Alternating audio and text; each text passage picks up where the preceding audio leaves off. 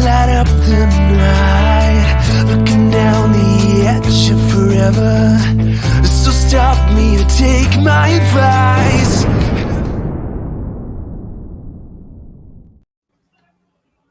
Hey.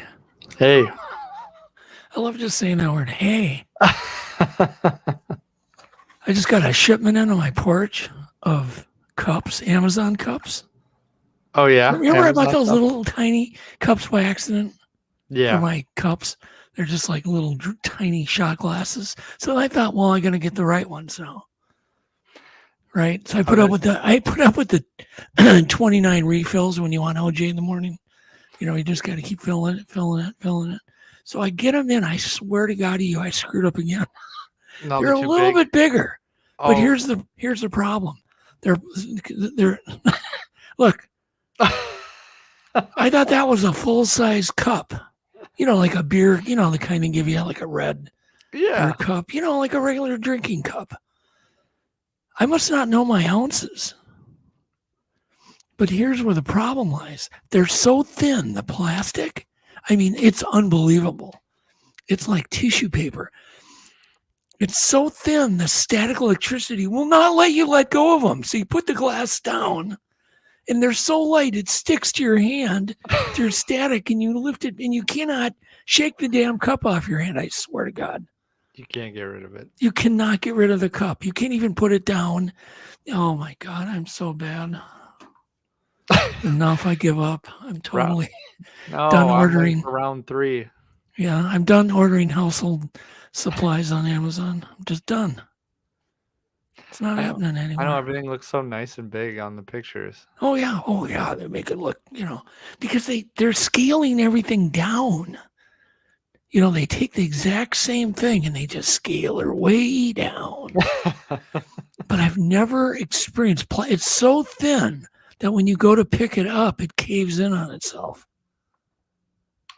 So anyhow, I'm going to try to. So during the show, I'm going to try to drink my purple crap, my Powerade in this cup. I'm going to attempt it.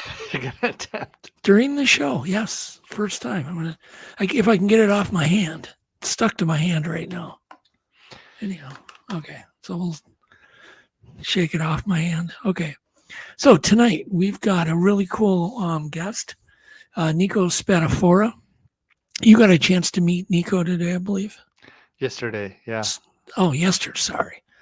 Super cool guy. Yeah, when I got on the phone with him, we were on the phone for like 2 hours. But he is he's a paleontologist. But he's not only a paleontologist, but he's like the most enthusiastic paleontologist I've ever talked to. I mean, he just loves doing what he does. He also works for Cliff Brockman.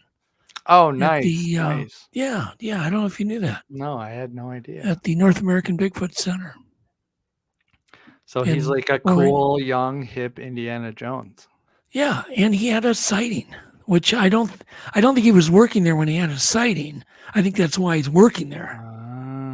Makes sense. Yeah. That's why he's working there. Life-changing. So anyhow, we'll get to him pretty soon.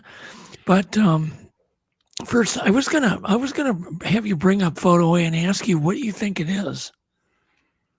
And anybody who can guess what it is, the first person to guess what this is, can win a. Let's give away one of Andy McGrath's Beasts of the World book. Okay. So anybody who can guess what this Photo A is, or the first person to guess what that is, we'll give them an Andy McGrath's Beasts of the World hairy hominid book. Kind of goes with the theme of the show. So I'm getting asked right now, user session expired. I just got on. This computer, I swear to God, it's just someday it's going to end in dynamite. Oh, yes. Now I have to log into a computer. I'm already on. Does that make any sense? You're already on it. You're using it. You've been using it. Now you need to log on. So I'm like, okay. So I'm going to go through the steps. It's going to ask me all these steps. God, it's nuts, Alex. Nobody else experienced this kind of crap? Oh, now it's telling me wrong password, and I know it's not. That's insane. Yeah, it's the correct password. No, now it'll work. Yeah, okay, I got it. There we go. It's just like, oh my goodness. So of course, all my notes disappear for the whole show. I gotta there. I've reopened them. So anyhow, do you have any idea what this is? I have no idea. But I can't say because I already saw someone. Texas Jack got it. A death bell. That's what it is. Do you know what a death bell is? Yeah, I know what I had no idea that's what I was looking at. Yeah, that's a death bell. So when they bury you, if you aren't dead, if they screwed up and didn't pronounce you properly dead, and you wake up in your coffin or your crypt and you can ring the bell. And that's where we got the expression. Saved by the bell, yeah. So I love Philip Shaw. He goes, sewer cap. Septic vent cap. Yeah, those are all good guesses. I'm not laughing. It's just funny. But death bell, that's it. Did you know back in the old days, Alex, speaking of death, they would only take it like in the 1800s. Like if you had your photograph taken, it was only because you were dead. They would never take a photograph of you, couldn't afford it when you were alive. So they would come out and they would like rig you up and like pose you with your family on the couch or sitting in a chair, prop your eyes open, and they take photos. They do a photo session of you before they buried you. Oh, yeah, that's... Throw up photo B. It's pretty bad, but this is people didn't have photo albums back then because you couldn't afford it. So there you go. It's a happy family. No, the middle person's dead. There's some creepy ones with children. There's tons of them online. Yeah. But it's sad, It's just something the young people don't realize how precious and how lucky they are to have a cell phone in their camera. They can take photos all they want. They don't appreciate it, but they can. Back then, it was a big deal to get a photo of a loved one. So you would have to take pictures of them when they were dead. Jeez. The only photos of most siblings, in America in the 1800s, were all the brothers and sisters together when one of the brothers and sisters died. And then they would make them look alive. Sometimes, if they were too cheap, they wouldn't even do that. They would just plop them there dead. Take a family photo of them. Good enough. That's not funny. Anyhow, it is gross. I agree with Better late than never, Linda. Texas But that's something most people don't know. And I only bring it up only because of the dead ringer bell. I only bring that up because I just, was reminded of it. And there was like patents for these dead ringer bells. They had every kind of contraption in the world. You'd buy a coffin, they have pulleys, and they'd tie it to your foot, and if you even twitched, it would ring the bell. Imagine you're trying to use that thing and it snaps.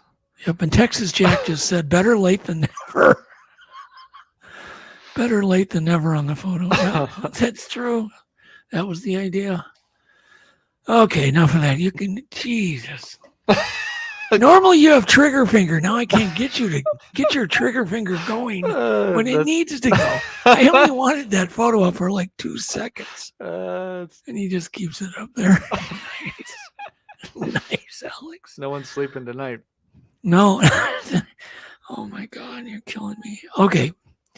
Let's see here. Oh yeah. So we're gonna do a video. We're gonna play video. It has nothing to do with my picks, but video B. I want you to throw it up because this is really interesting. A lot of people aren't familiar with this form of communication that certain tribes in Africa, I believe even in South America, there's some tribes that do this. But listen.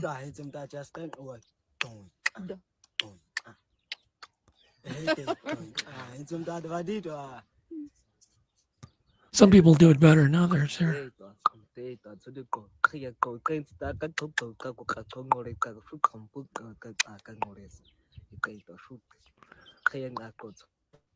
The reason I'm bringing this up is because we've been listening to reviewing a lot of recordings of supposed Bigfoot sounds, where I guarantee the people that record them had no idea that this was a thing. It's very similar vocalizations. With these clicks and pops, and clucks, tongue clacks. What do you call them? Tongue clicks. Yeah, that sounds right. So this is how Bigfoots might communicate with each other. Well, they seem to incorporate it into some of their speaking or communication, vocalizations. I mean, it's just a theory. Nobody knows. And so I sent you a bunch of recordings David Ellis has collected. I don't know if you've even have those where you could play a few. Yeah, I do. You do. There's a lot of them. I know, and it's I was gonna pick out the best ones. But why don't you start? I think third one down is pretty interesting. Oh, it's red. I gotta pour my purple crap into my tiny thin cup. It's holding liquid. It's not leaking. Okay, I got it. Okay, so I don't know if my third is your third, but we'll start there. It's familiar mouth pop sound. Here's a good chance. Just play them if they're not really cool. Then we gotta move on. Got it. To another one.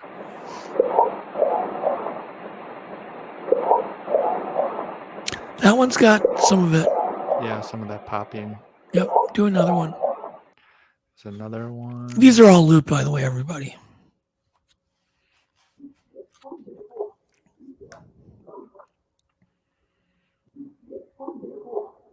Yeah, skip.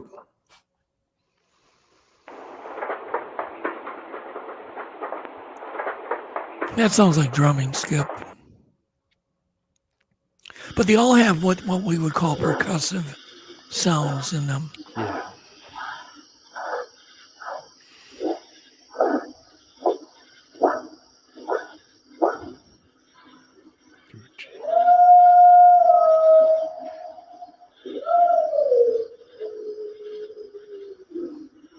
The guy sounded enthusiastic, that one, didn't he? So David said play DOJC 1111. I think this is what he's talking about. Okay.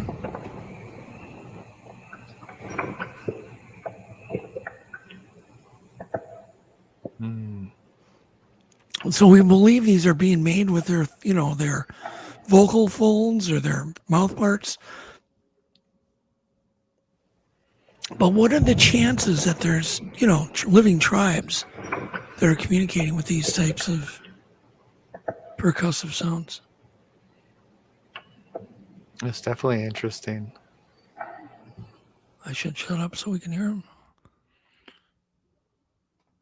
Pick another one.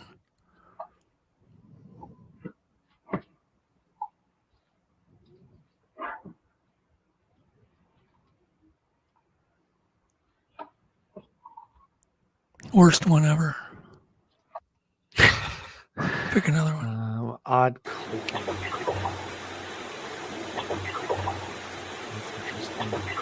That one's, I like it, but it's so short. Let's keep searching around. We'll find another good one.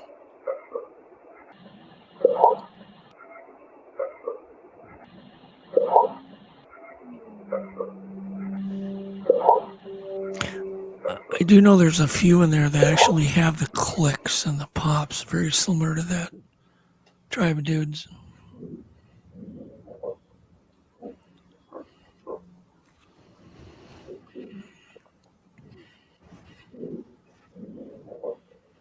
Yeah, skip.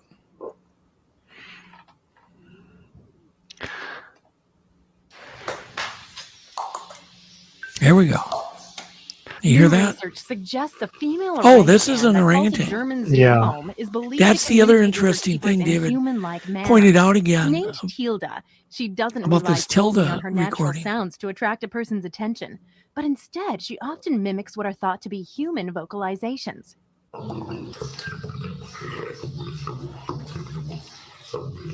Tilda appears to show speech-like patterns by both controlling her lips and tongue, as well as manipulating her vocal folds. In order for her to produce the consonant-like noises, the orangutan clicks her tongue, which in turn creates varying tones. This vocal action is similar to how humans pronounce consonants such as B. In another one of her calls, she produces grumbles in a way that is comparable to how we make vowel sounds. According to the study, Tilda only makes these sounds during feeding time when zookeepers are with her, and often adds gestures, such as pointing to the food. Researchers use both audio and video recordings to study her communication methods. The lead author of the paper that is now published in PLOS One told we want to Discovery hear News, Tilda. "It is our belief that Tilda learned to produce these calls from humans while she was in the entertainment business." Okay, play the beginning of that one again. New research.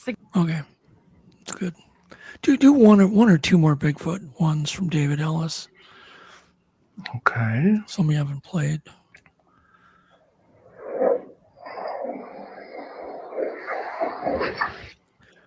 And Amy, we need to get Nico into Zoo Book. You're listening? Yeah, that one didn't.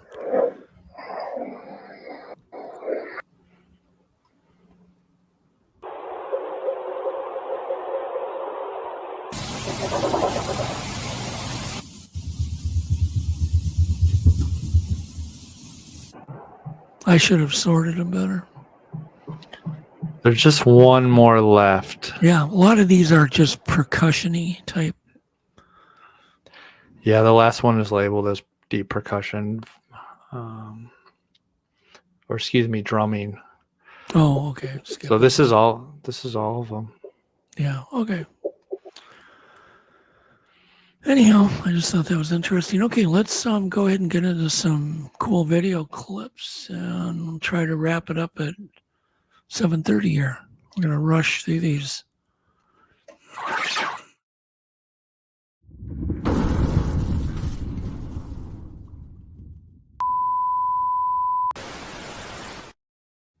So this is a shoplifter. Animals, they shoplift. And I just thought, that's just crazy. This sea lion comes into this fish market. He knows exactly what he wants. So go ahead and play clip one. And man, it's a big male sea lion too. They get pretty big. Look at this thing. This lady is just like, get out of here. Just no idea that they could just tear a leg off. People get pretty brave, don't they? Oh, yeah. Have you seen all these video clips of bears coming into convenience stores in like Colorado and Northern California? And there's bears that just come in like nightly. Because the doors are automatic, so they just stand and the doors open. They come in and they'll grab like their favorite bag of chips and leave. And they just let them. Anyhow, it's kind of like that. All right. Clip two. So I just thought this was really cool. It's an instrument. They're just called, what are they? Sandballs. Rhythm sandballs.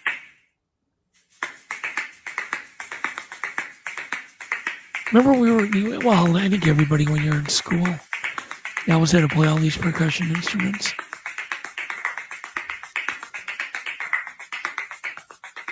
Oh, she's just so cool.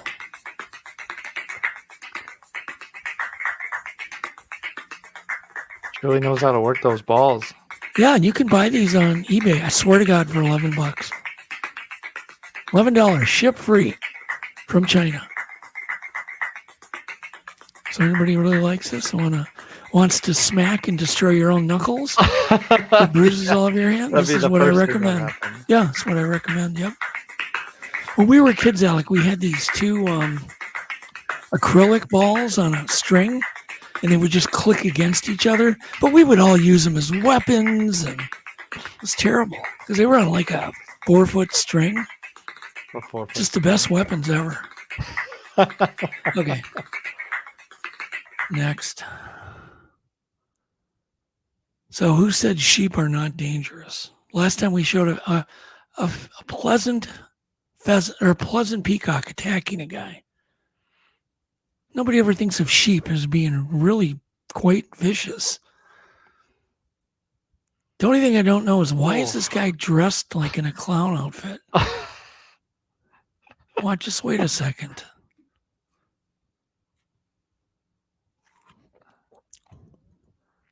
Oh, that must have hurt. That's what you get for having bad taste in clothing. Yeah. I have no idea what's going on there. Anyhow, next. Yep. So anyhow, sheep kicked his butt. Yep. Literally with a butt. Clip 4. This is a very rare bird. It's 1 in a million, apparently. It's a yellow cardinal. Normally they're red. Genetic mutation. It's yellow. Not that anybody cares other than me. You're fascinated. Nobody cares. 1 in a million. 1 in a million. All right, next. So this is an animal that only 25 have been seen, let alone photographed. It is a pygmy right whale. And it looks just like a giant right whale, only tiny and miniature. Could you imagine that? Only 25 have been seen, wow, let alone photographed. Only 25, and then she gets to see it. Yep. But my question is, how do we really know it's a pygmy right whale and not a baby right whale? I know. How do we really know? So for that, I go, that's enough. I don't want to waste people's time. Next. So the next one I found really interesting. Biggest damn frog I've ever seen. This thing's amazing. Can you imagine that thing loose in your house? Climbing the walls in your living room, or waking up in the morning. Well, I would imagine if you lived where this frog lives, and I think it's an African frog, you would get him in your house accidentally. Just wake up, they can be, on your pillow. That thing's got to weigh 10 pounds. Yeah. I think the guy talks about how it's got only one tooth. Yeah, I saw the clip. He does. Are those a carton of eggs? He's feeding them whole eggs? Oh, yeah. Well, yeah, those are whole chicken eggs. That's a trick. Just toss it at the big giant frog. Like I said, I didn't say these clips were good. I love them. Okay. So the next one is just a very, very tall. As you know, people are getting amazing tornado footage with their cell phones. But people are just getting really, because they're seeing so much of this, they're getting nonchalant. Look at this guy. He's just parked. He's inching forward. There it is. People don't realize, too, that tornadoes can shift. They don't have to travel towards you. They can instantly shift. Change direction. From above, yes. So it can lift off the ground, a few feet, and then all of a sudden jump. And it can be right on top of you instantly. They do shift. Ooh, so this guy he's in danger. Oh, yeah. He's driving like a kid. It's about across the road. So toodaloo, it looks like a good F3, maybe F2. I don't know. It's a good tornado. It's beautiful in its own way. Definitely shows how crazy nature is. So you can't stop a tornado, but you can stop a candle on clip 8. You got to see this thing. I love mechanical inventions that are just so simple, but they work. And we don't even use them to this day. And we should be. Watch this. It's so simple. Oh, that's brilliant. That's brilliant, isn't it? And I've never seen that. 1800s. Yeah. So I have the reason I collect things like this. I have things for the movie industry that are mechanical like this. Like I have a Bools. It's called a Bools, Bools, cine fader, and you attach it to a camera, and you wind it up, and it'll give you different fades. Like it'll fade to black, it'll fade to a diamond or a circle wipe. On the old movies, like they would do a circle wipe. Yeah, it's like you're actually physically doing the wipe. Yes, but you do it. Yeah, you attach this thing to the lens, and this kind of reminded me of my Bools cine fader. So anyhow, cool. So you can just Stop scandal dead in its tracks. Brilliant. So the next one, clip 9. This goes on daily. You think we have bad traffic jams here in the U.S. and we all complain about it? How would you like to go to every intersection deal with this kind of crap? It's just normal. But I also want to caution everybody that this is probably our future, only because we're going to have to go to more motorcycles and mopeds. People don't think, I just think people don't think that's going to happen. I think it will. Maybe electric cars aren't all that practical, but I know electric bikes are, and I know mopeds are. They all get really good mileage. So there you go. There's our future. Right on there. But is this crazy? People just deal with this? Oh, yeah. They seem to be just flowing right through. Yeah. Oh, I've seen it worse than this. I mean, this is just one I grabbed, but there's way worse ones than this. Way worse. I mean, that looks pretty bad.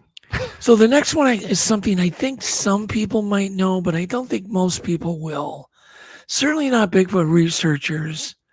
And these are these dicyanin goggles. Have you ever heard of it? Have you ever heard of dicyanin? No. It's just a dye. Dicyanin is like a purplish blue dye. And it's used in the fabric industry. But somebody way back, I think it was like in the 1930s, said that if, he figured out a way to coat lenses with this dye, right? So he was kind of onto something. So he kind of made a pseudo UV lens, right? This is kind of gives you UV vision.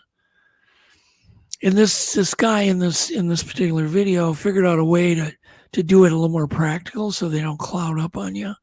So he's kind of using this old dicyanin dye, but he's making goggles, and it's used for, let me read it, to be able to see ghosts, auras, visions of the unknown. This was invented 100 years ago. So to me, like I said, it looks like UV vision to me. You can buy these on Etsy, Amazon, etc. I think there's some knockoffs of them, but it's supposed to show, like spirit energy. But I thought, spirit energy. Yeah, I just thought, well, there could be some out there Bigfoot researchers that want to try these for research. Stacy Brown is going to put these in a documentary. Yeah, perfect for Stacy's next show. Exactly. And I'm serious. I mean, why not? Yeah. You had nothing to lose trying weird stuff. Exactly. I think any researchers, I don't think they're terribly expensive. But there was this movie back called They Live back in the 80s with Rowdy Roddy Piper. They Live. You ever seen that? Stephen King. It's a Stephen King movie. I don't know what year it's from, like 85, 86.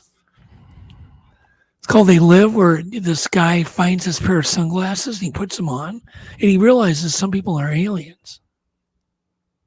Some people are aliens. So he uses this kind of same, he uses the same concept. Yep. It's interesting. Anyhow. Yeah, it is interesting. So dicyanin is made from coal tar, true dicyanin. The dye has a lot of conspiracy theories behind it, though. There really is. If you go and read, and I'll let me spell it for everybody. Dicyanin. Dicyanin. So there's conspiracies. There's people that claim this stuff's banned because it will allow you to see things. UFOs. It'll allow you to see UFOs, for instance. Like at night or just during the day, at night, whatever. Anytime. Yep. So in my research, I found the dye to be legal, but this guy claims it's pretty hard to get and blah, blah, blah, blah, blah. Who knows? Do you know, is it harmful at all if you get it on your skin? Everything's harmful, isn't it? I'm drinking dicyanin drink here. See? In my mini micro thin cup. You cannot pick it up without it making noises. Okay. Clip 11. You do not need goggles to see that this guy is completely nuts in clip 11. Completely nuts. Who does this? Who says, I'm going to go down a complete vertical hill? I mean, he's barely touching the damn mountain. Oh, but it looks so cool. Oh, yeah. Yeah. It's like a wall of fun. That could have ended so Can you imagine poorly. the roll? Could you imagine the roll if you, mis-skied and you tumbled down that hill? Yeah. Yeah. It would be a straight drop to the bottom. I mean, you get there pretty quick. Yep. Yeah, that gives new meaning to steep skiing for sure. Clip 12. That guy's, this is the fanciest spider I've ever seen. It's so cute. Wow, it looks like jewelry. It's a jumping spider. Of course, from South America, like everything else. That's cool. All the cool stuff is from there. This, yeah, I call it the Liberace spider, but it definitely takes color to a new level. It's like a peacock. It's even got the peacock dot on it. Yeah. Is that cool? I like how he just goes, yeah, with his arms. He does that victory thing with his arms. What is it doing? Trying to attract He's trying to make himself look big. Yeah. He's trying to scare you off. Watch it. Yeah. I won. I won the money. Okay, next. Okay. So some people scream when they see a spider, but this bird just kind of likes to scream. You got to put the volume up. Okay. Here, let me refresh. Apparently, I like screaming birds. I've been putting them. I'm on a screaming bird craze.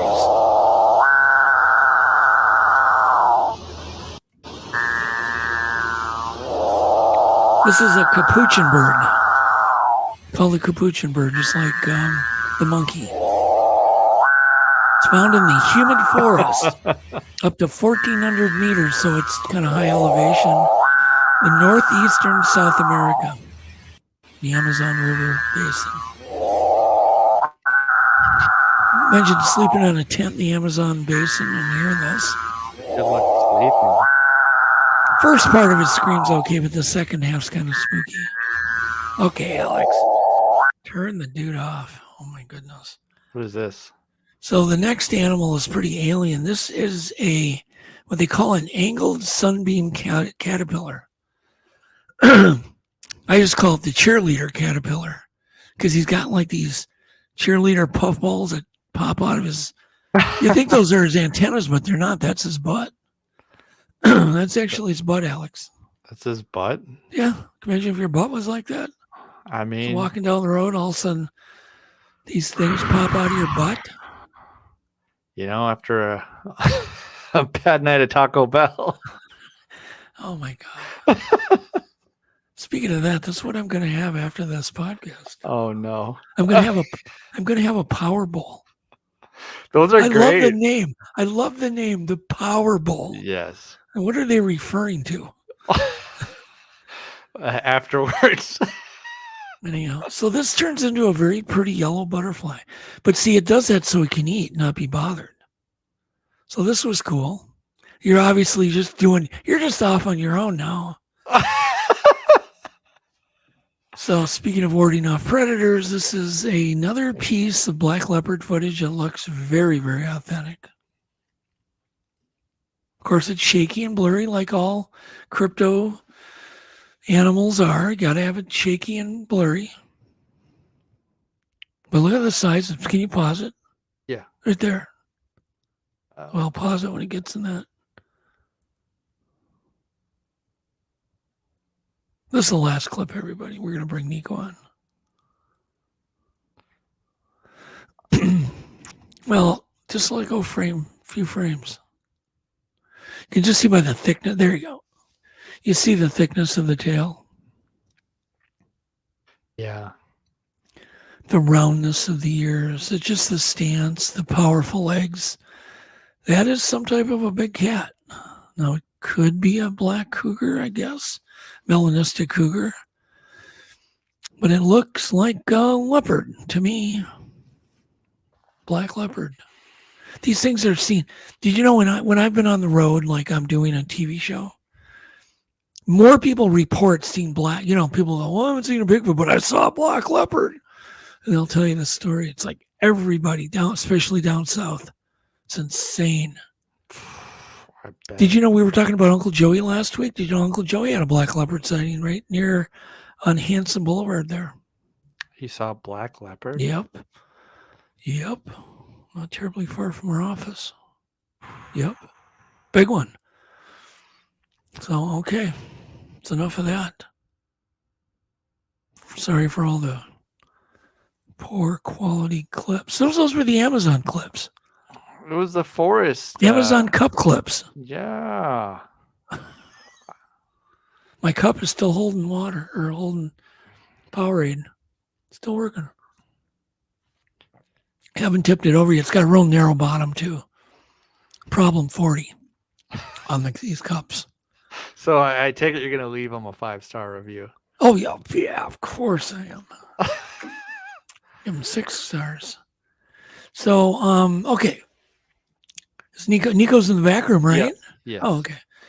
So Nico Spadafora, he's a paleontologist, a trained tracker, a wilderness educator, and owner of a small education outreach program called the Fossil Team. Okay. Nico was also the manager and one of the researchers for the North American Bigfoot Center, which is Cliff's Museum in Boring, Oregon. Let's see here. I lost my place. Where he has tracked Sasquatches, and he has been part of multiple encounters. He has been studying paleontology for nearly 2 decades, but really started focusing on the nitty-gritty in his early teens. He dove headfirst into the scientific literature of paleontology, and his knowledge and skills have earned him an internship at the Oregon Zoo, where he studied the anatomy and behaviors and traits of elephants, lions, rhinos, and many other animals. So we'll leave it at that. He's also an all-around great guy. I think he is. Yeah, I think he's like super enthusiastic about what he does. He loves his life. That's great. And we were talking about maybe he can tell us about a book he's working on too. So Nico, are you there? There he is, Mr. Happy. He's all I haven't seen you, but you look as excited as you act. I'm easy to read. Yeah, I'd say. So, where in the heck are you right now? I am in my office, okay, surrounded by my various dead things that I use for Fossil Team. And these are real, right? These are real things, but it's not a green screen.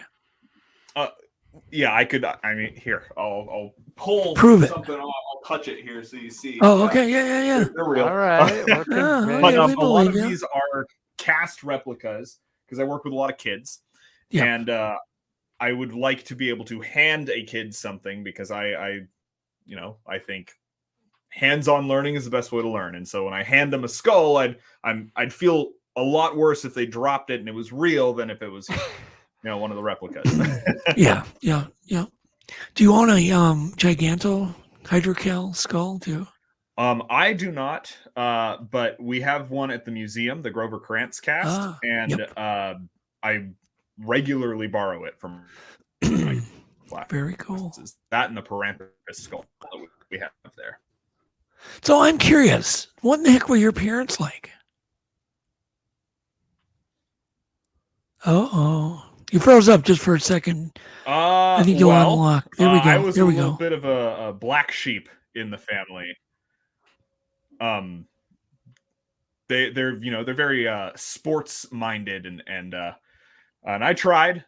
This is actually a little funny story that happened when it came to the animals that I was super into. The first sports thing that my parents tried to get me into was soccer. And prior to my first game, I was watching Animal Planet, and I saw a video of a bunch of Asian elephants playing soccer, and I thought, yes, I'm going to do that. And so on the field, I dropped to all fours and pretended to be an elephant and hit it with my trunk. And my dad carried me off, and we never went back. Oh no! So you embarrassed your dad. But what? I did. So they weren't into dinosaurs and. Not so much. My dad is into anthropology. He okay. Went to college for it for a little bit. He actually, if you see behind me wearing the hat over here, there we go. That's a Cro-Magnon skull that he got me, which, Cro-Magnon is just another name for another Homo sapien. Yeah. And he this last Christmas they were asking, or my dad was asking, do you have this skull yet? Do you have this skull yet? Do you have this skull yet? And I was like, not yet. So yeah, so he did start it, but he didn't nurture it, I guess, for lack of better words. So have you told your parents about your Bigfoot encounter? Your dad's? Yeah. And what does your dad say specifically? My dad, out of all of the people in my family, my dad is the biggest skeptic of Sasquatch. And it's really funny because he, has poo-pooed it ever since we really started doing this. And when I told him not only have I tracked 3 or 4 of them at this point, I've seen the one, maybe another one. And he's just like, well, have you ever seen a cougar in the woods? And I go, yeah. And bears and moose and elk and yeah, Dad. So he's starting to get on the train a little bit. He's being a little bit more open now, which is good. Well, that's good. That's good. Has he been to the museum? Yes, briefly for 5 minutes. 5 minutes. Yeah, 5 minutes. We brought him in. Actually, we didn't even bring him in. He came up. He was driving by my house, and I had to go in, and I was like, we hung out for a little bit, and I told my dad, I was like, hey, I gotta go stop by work real quick. And he ended up following me there and walked through for 5 minutes and was like, okay, I'm done, and left. Oh, geez. So here's your mission in life, Nico. You have to convince your dad Bigfoot is real. And when you've done that, you've done your mission in life. Well, that is a good mission in life. But, I mean, first of all, I guess Bigfoot isn't my first priority, I guess. I'm really interested in it, but it's not my main priority. My main priority is not proving Sasquatch. It's just, researching them and figuring out why rather than how. Yeah. Hey, Nico, no one is or perfect. If, not how. Because they're real. Of course. So let's, of course, our audience is interested maybe a little more into that part. But if you have questions for Nico, please put them in caps and we'll post them up. And so try to make them all caps. But Nico, we got to get you in Zoo Book, Project Zoo Book. Have you heard of Project Zoo Book that Amy Booth started? Brief mentions of it. Okay. Well, it's all scientists, I'm people all down. It's people from a lot of different disciplines, people like yourself that have an academic background that are interested in the topic, all get together every other Thursday, anonymously, basically. Obviously, you don't have to be anonymous, but most, everybody's identity is protected. And we'd love to get you in. I think Amy wants you in there. Okay, I'm absolutely down. I'll bring some paleontology in there. There you go. And, that'd be super cool.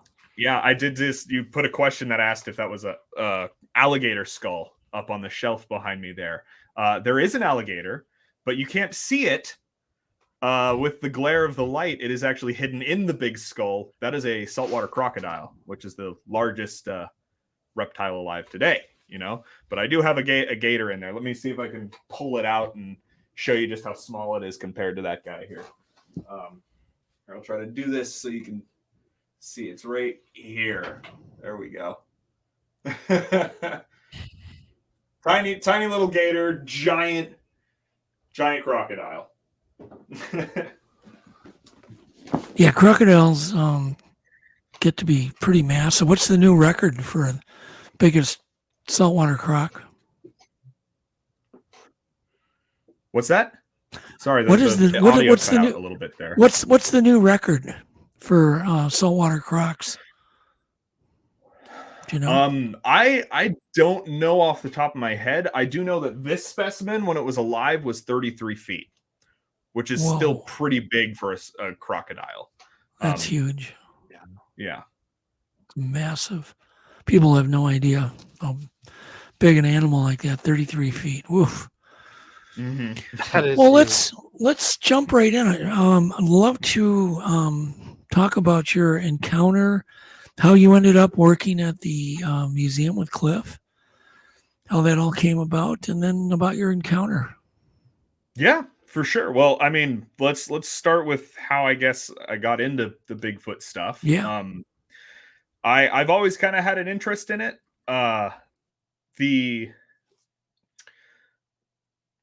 The lack of scientific, I should say academic processes going into these animals has always been kind of a curiosity, because it's always seemed like there's been a lot of Sasquatch stuff, and there's tons, and I actually now know there's a lot more than I thought there was before. But it's just kind of a curiosity. My priorities were in dinosaurs and megafauna and animals that I knew were for sure real at that time. And it's funny with Cliff, actually. He opened up the shop in Boring, which is pretty close to where I live, the North American Bigfoot Center. And my wife and I were driving Boring, Oregon. Boring, Oregon. Yes. Boring, Oregon. Yep. Yes. And my wife and I were driving home one day, and we were looking at Google Maps, the quickest way to get home, because there was a lot of traffic that day. And I was looking through, and I saw on the map the little beacon thing popped up that said North American Bigfoot Center. And I was like, we have a Bigfoot museum? What? And we went, and I met Cliff and Melissa, and they were really, really cool people. And I talked to him a little bit, because I was like, hey, I teach tracking, and I'm a paleontologist and stuff. So if you ever have anything that comes in and you need help IDing it, like, here's my card. And he took me up on that offer one day. Somebody, one of our museum members actually, brought in a potential fossil, and he called me in, and we looked at it, and I didn't think it was Sasquatch. I was actually wrong in the end. Actually, I thought it was a bear tooth, because it did have molar qualities to it. It ended up being a calcium nodule, which is really cool as well. Another rock. But I ended up becoming friends with Cliff and Melissa, and I never got to the funny part with Cliff. I didn't think his show was real. And I told him that? I was like, you did. I did. We talk about it all the time. I was like, hey, my brother loved your show. I thought it was okay. But I didn't really believe any of the shows, because I'm very skeptical about a lot of things. And he was like, oh, that's fair. It is, though. And okay. We got to chatting more, and he told me about. Sorry? I was just going to say, I know there's a delay. This is before you had your own experiences. This is before, yeah. Yeah, okay. Keep going. My first encounter actually happened like a week or two after I met Cliff, which was really interesting how that timed that way. That is weird. Yeah. But I told him I thought his show was fake, and he was like, that's fair, but here's why it's not. And I was like, great, cool. And then I actually watched the whole show, and I was like, cool, that was awesome. But yeah, my first encounter, I was actually teaching a class out at an area. I was teaching a tracking class, and it's at an area that our museum members know as the Willows. And a couple of them growled at us, and the guy I was teaching with, he might have seen one run across the trail behind me when I was putting a camera up, which was really cool.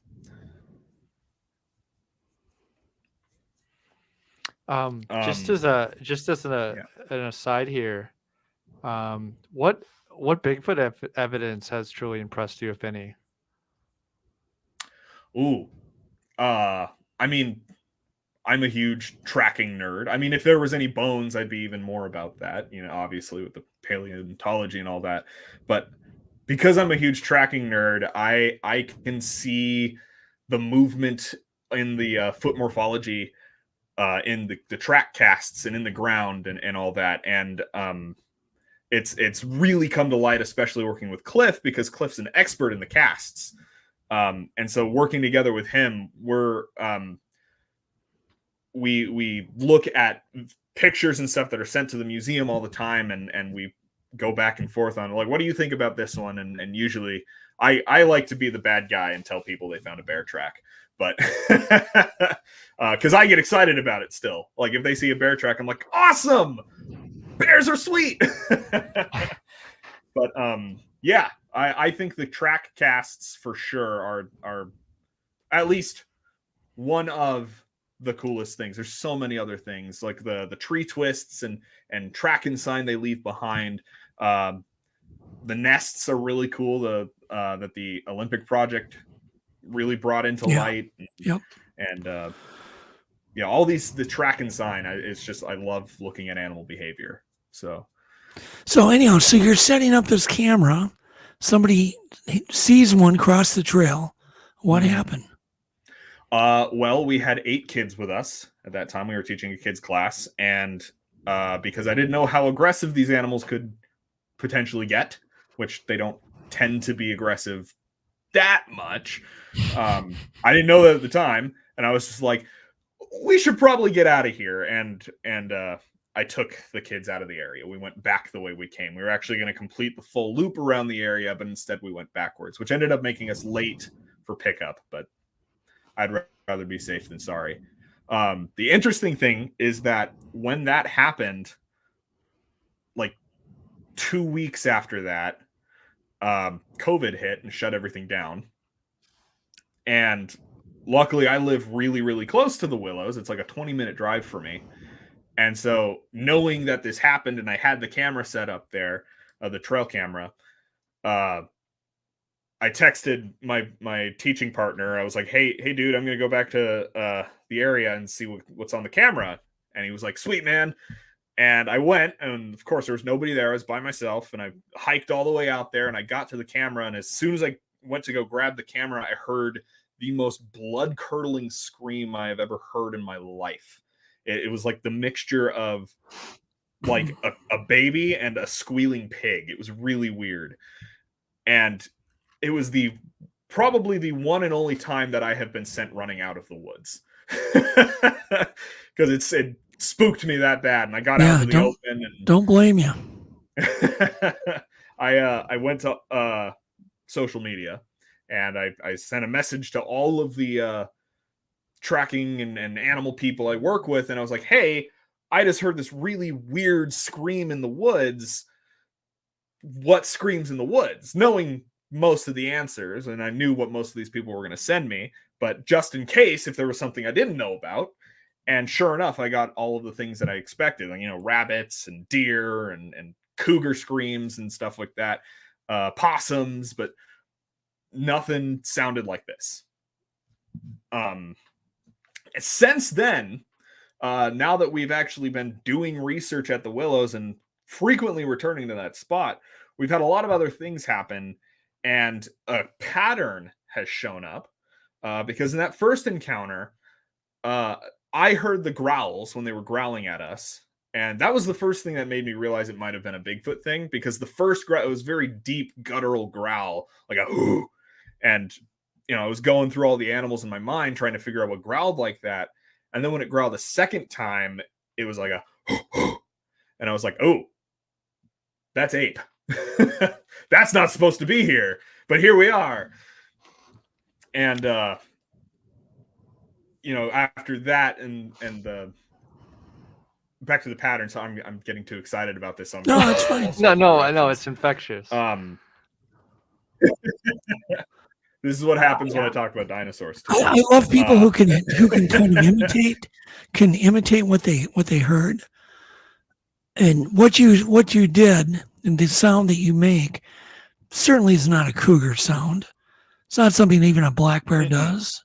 Kind of rules out. You kind of know what it isn't. Do you know what I mean? You don't know what it is, but you know what it's not. Doesn't leave a lot of suspects. Well, I'm still open to that being disproven, though.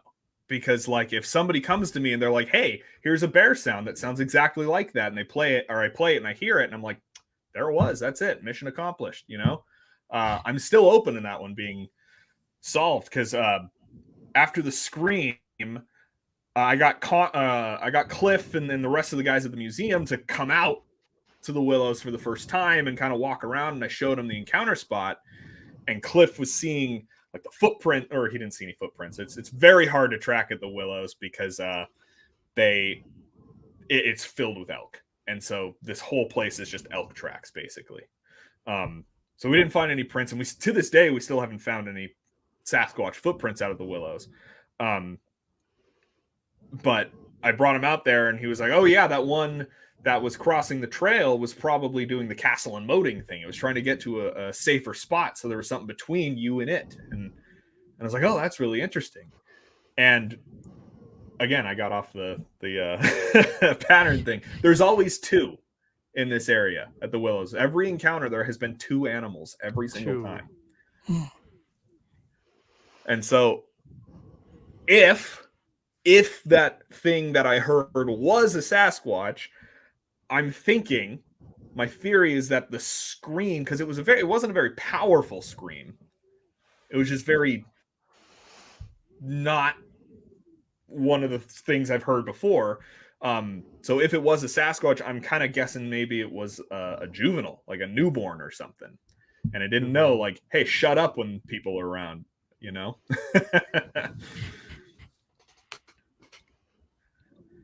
So yeah, that's the first encounter story. Okay, so just keep going on. We want to hear. Let's get all your encounter stories out of the way. Yeah, absolutely. Right up front here. Okay. Okay. Well, there has been a lot, and I've heard calls and screams and such. The clearest, other than the scream that I just talked about, the clearest one that I heard with the museum guys was actually at the willows, and we were at this spot again, and we heard a woo sound, and this was at 8:00 at night, and it's private property, so like I guess there potentially could be people out there, but yeah, we would have run into them because we after what happens next, our other two guys just took off. They tore off towards this sound, and we didn't see any people or any sign of people, or any lights or anything, and it was getting dark. So we heard the woo, and one of our other guys, his name's Connor. He is no longer with the museum. He's moved on to better things.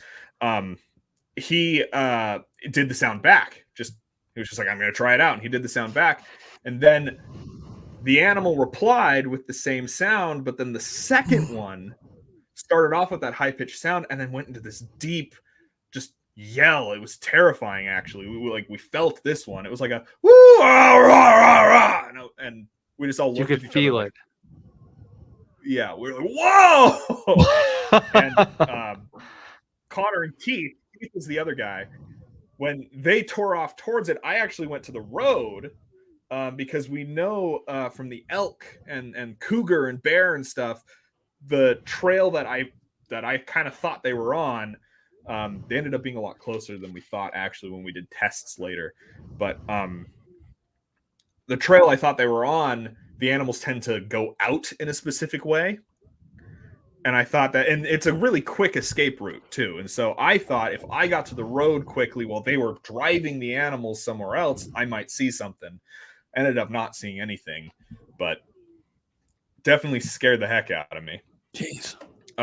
So that was the best call. There's been some other ones, but that was definitely the best one. There's been a couple of footprint finds. Two of them were castable. And the first one was actually my favorite one. If you look at the cast itself, it doesn't look very good.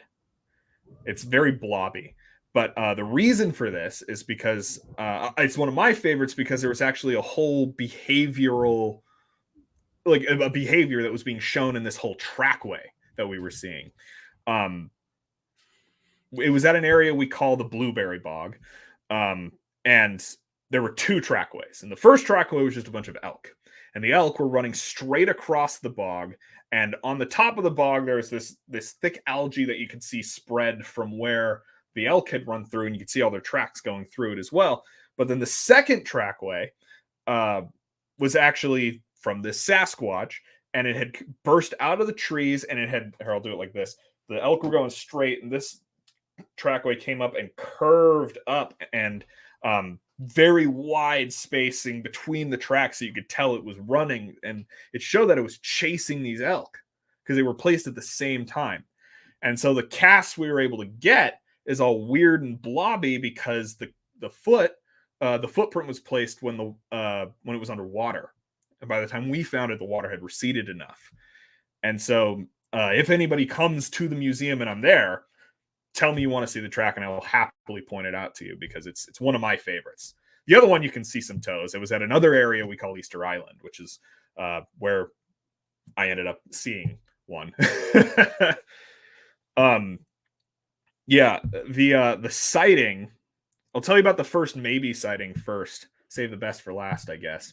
The maybe sighting was the first time the museum did a investigation at the Willows. So there was the first time when Cliff and everybody came out, and we went out during the day and we just looked around to see if the area was conducive for these animals, which they kind of knew the answer coming in already because they've been looking at the map there for a long time. But I didn't know that.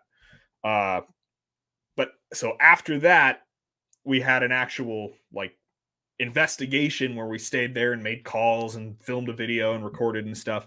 And well, they didn't film a video, actually. I don't think they brought one because I was there and I wasn't part of the museum team yet. But we were at this place we call the Center Fire Pit, and we had a fire going, and I was getting it built up, and so it was really bright, and the moon was out, and so it was kind of brighter in the trees, but not too bright because it's big forest right there. So it was a full moon. It was a full moon. Okay. And we had just gotten back from walking all the way over because the Center Fire Pit is in the main area where all the teaching happens, and where that first encounter was is actually on the other end of the Willows where people don't normally go, and that's why we're heading over there to put a camera so we could kind of monitor the animal life over there. But so we were at the Center Fire Pit. Nothing was happening over there. There was no response to calls or anything. It was really quiet, and we were just kind of chatting and getting to know each other because, Keith and Connor are huge nerds too, and so we were just nerding out about things.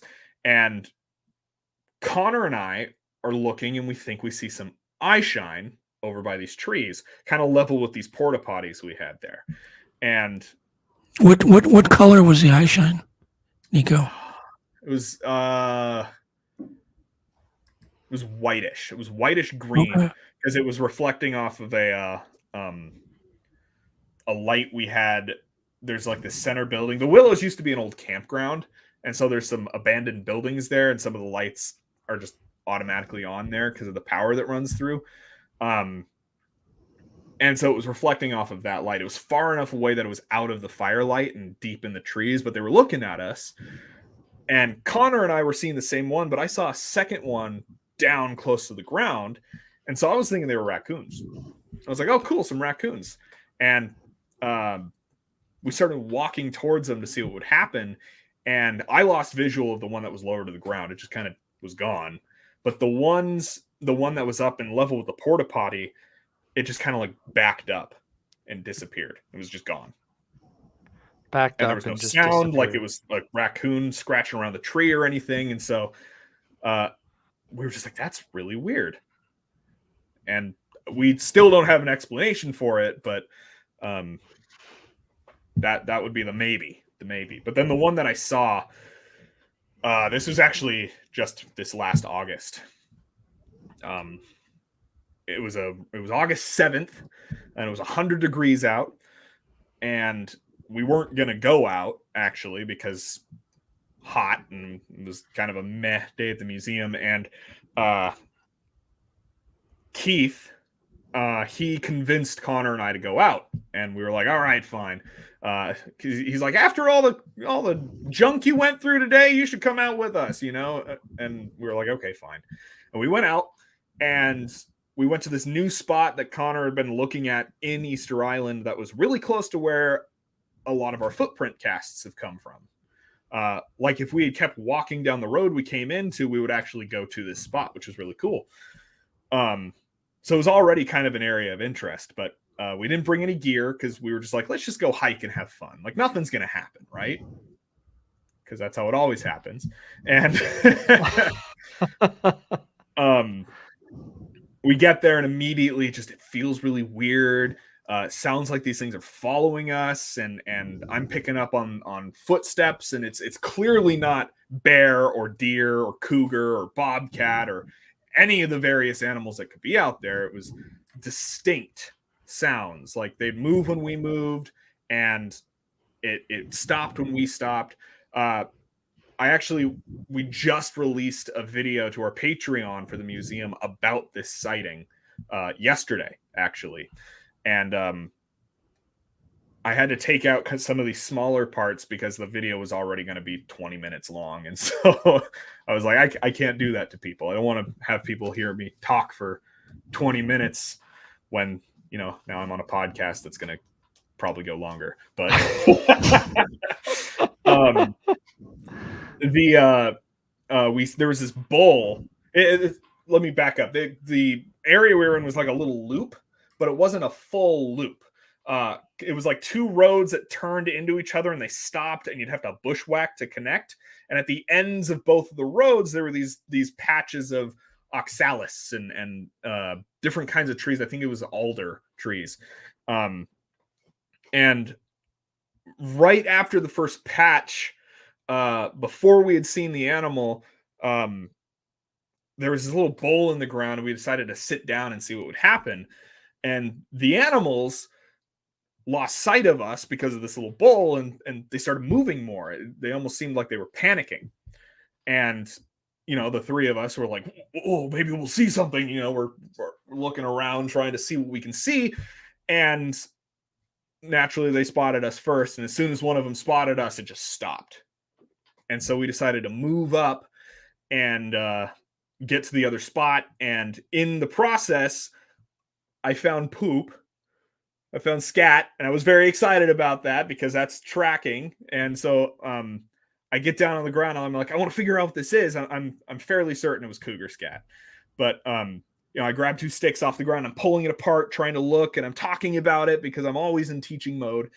And Connor had pulled out his phone and was recording.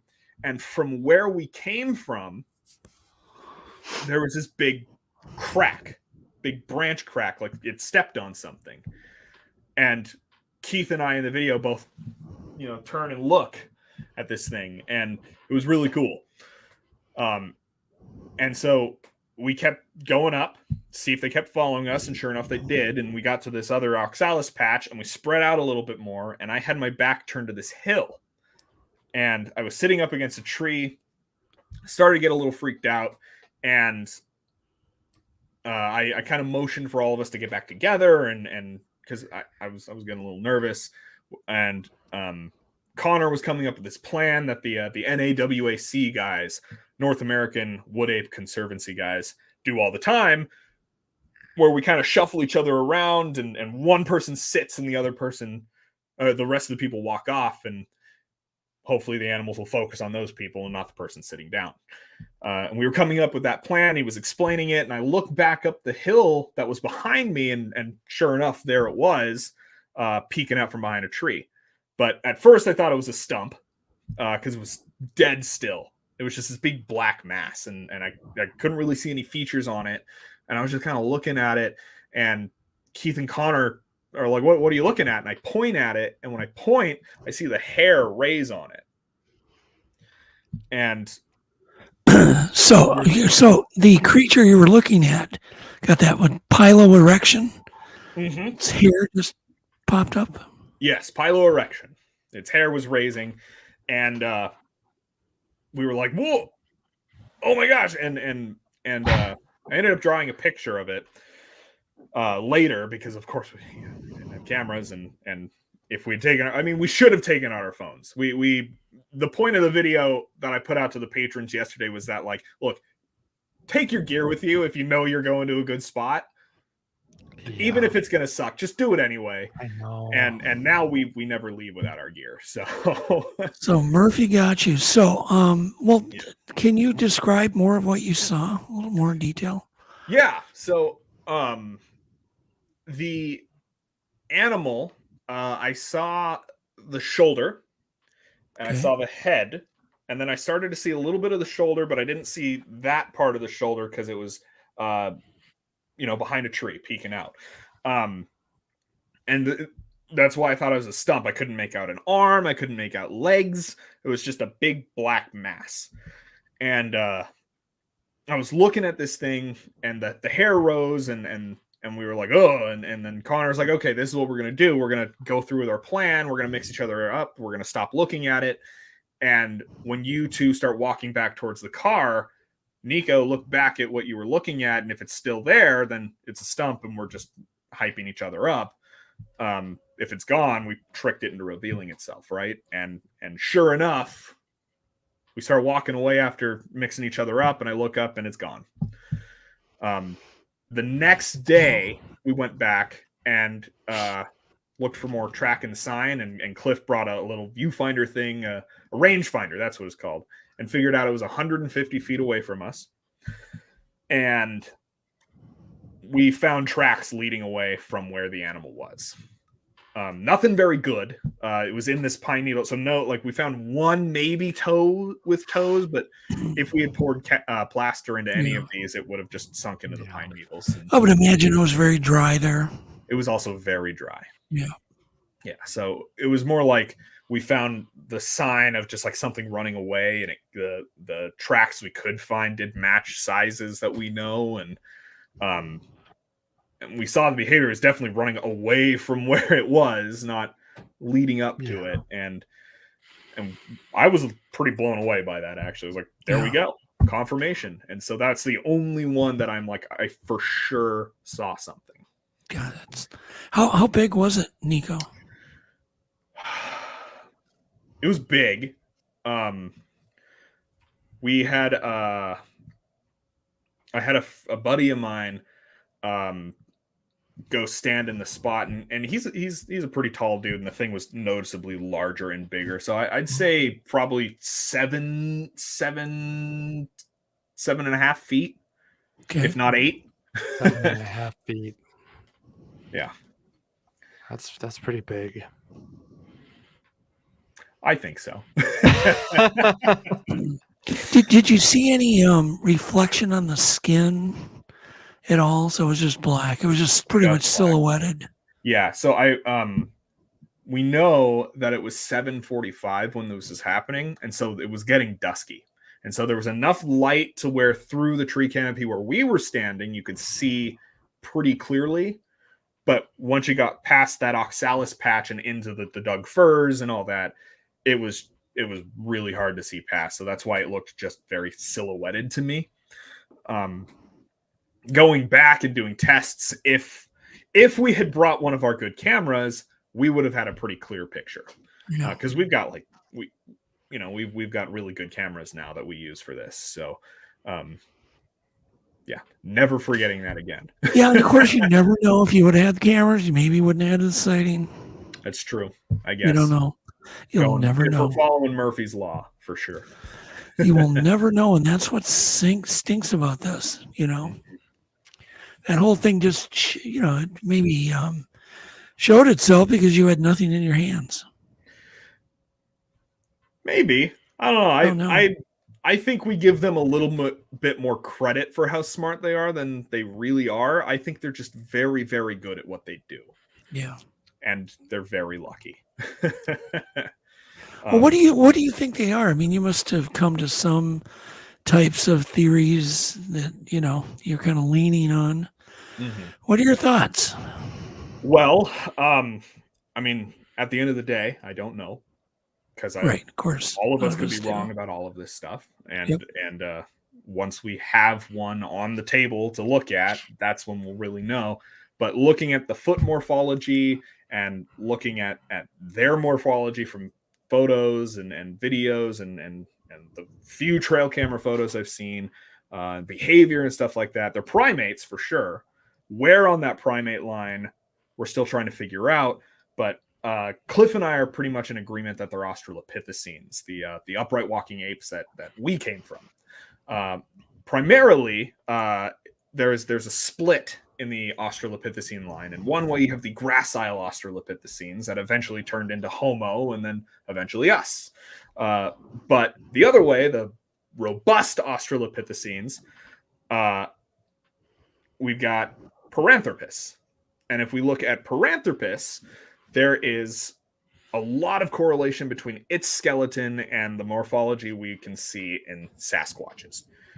They don't have as big of a sagittal crest, of course, but that animal was around a long time ago and could easily have evolved into a Sasquatch.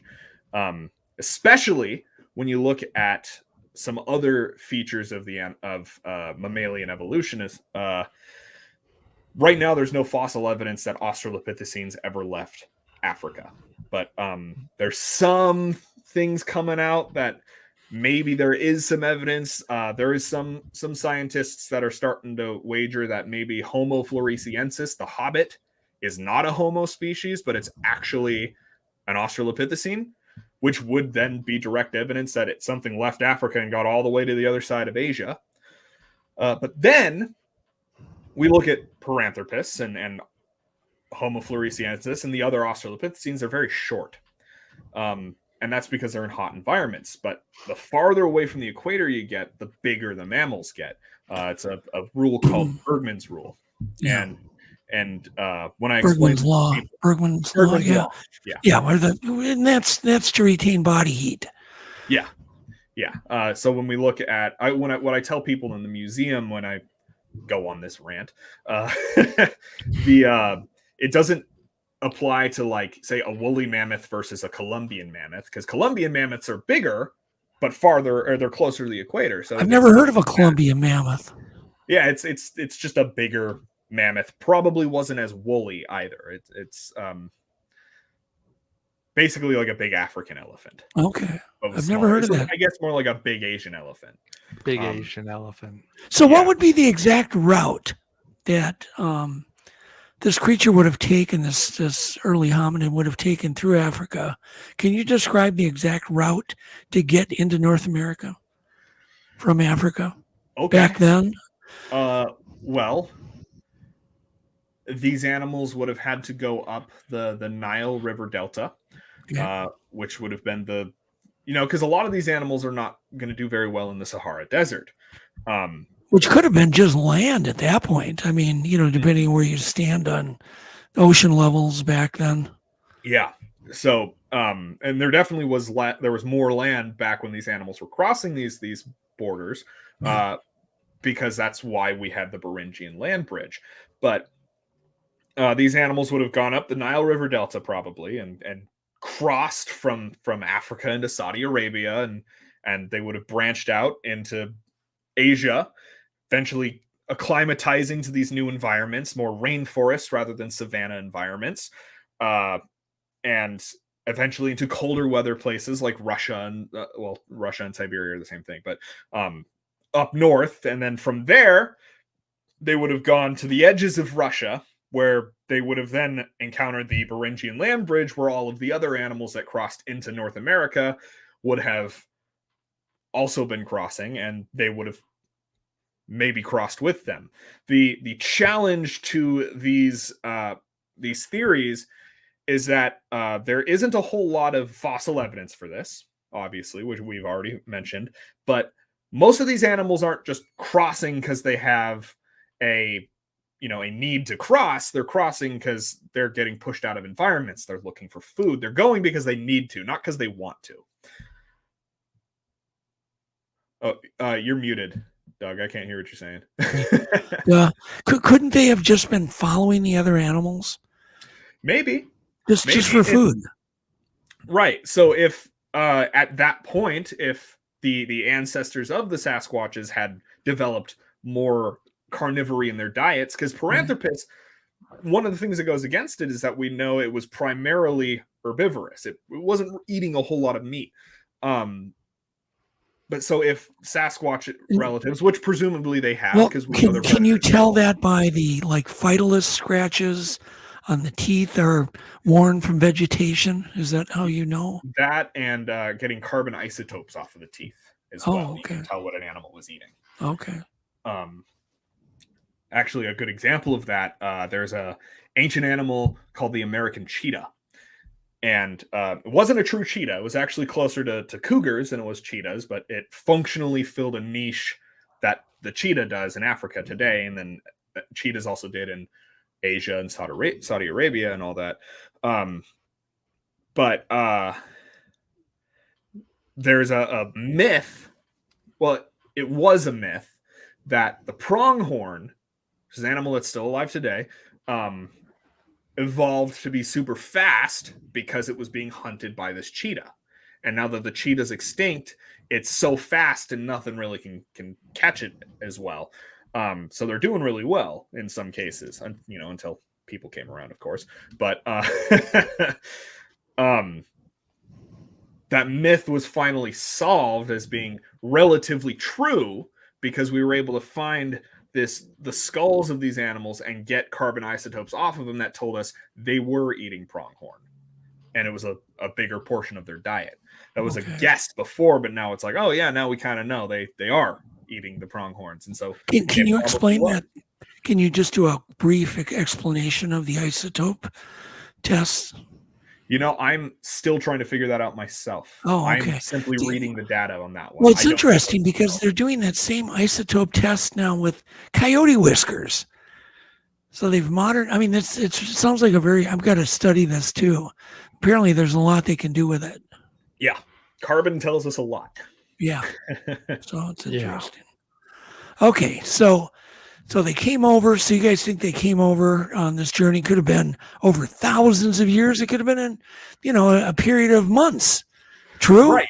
Well, the land, we should say first that one of the misconceptions about the Ice Age is that it was one ice age. But really, there was a lot of ice ages, and there was a lot of glacial periods and interglacial periods. And between these glacial and interglacial, I can't talk apparently, but you know what I'm trying to say. Between these, the water levels rose and fell, and the land bridge would be separated or covered and then revealed and covered and re-revealed.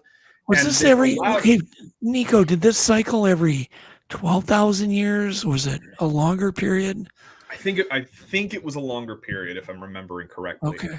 Because the example is for that I was about to use was actually going to be those mammoths we were just talking about. Both the woolly mammoth and the Columbian mammoth have a common ancestor in, I believe, the steppe mammoth, which is the Russian woolly mammoth, basically. And the Columbian mammoth crossed over the land bridge. So the ancestors crossed over the land bridge. They were separated by a interglacial period where it got flooded, and they evolved into the Columbian mammoth. And then the land bridge was revealed again, and then the ancestors of the woolly mammoth crossed and evolved into the woolly mammoth. And so we have two separate species where the Columbian mammoth got really good at surviving in warmer climates, which is why it's more of a southern animal, versus the woolly mammoth, which really is only found up in Canada and Alaska and maybe some parts of Washington and Montana, but not so much. There's a clear line between where you have woolly mammoth and Columbian mammoth. It was like an agreement between the two species. Like, that's your side of the line and this is mine.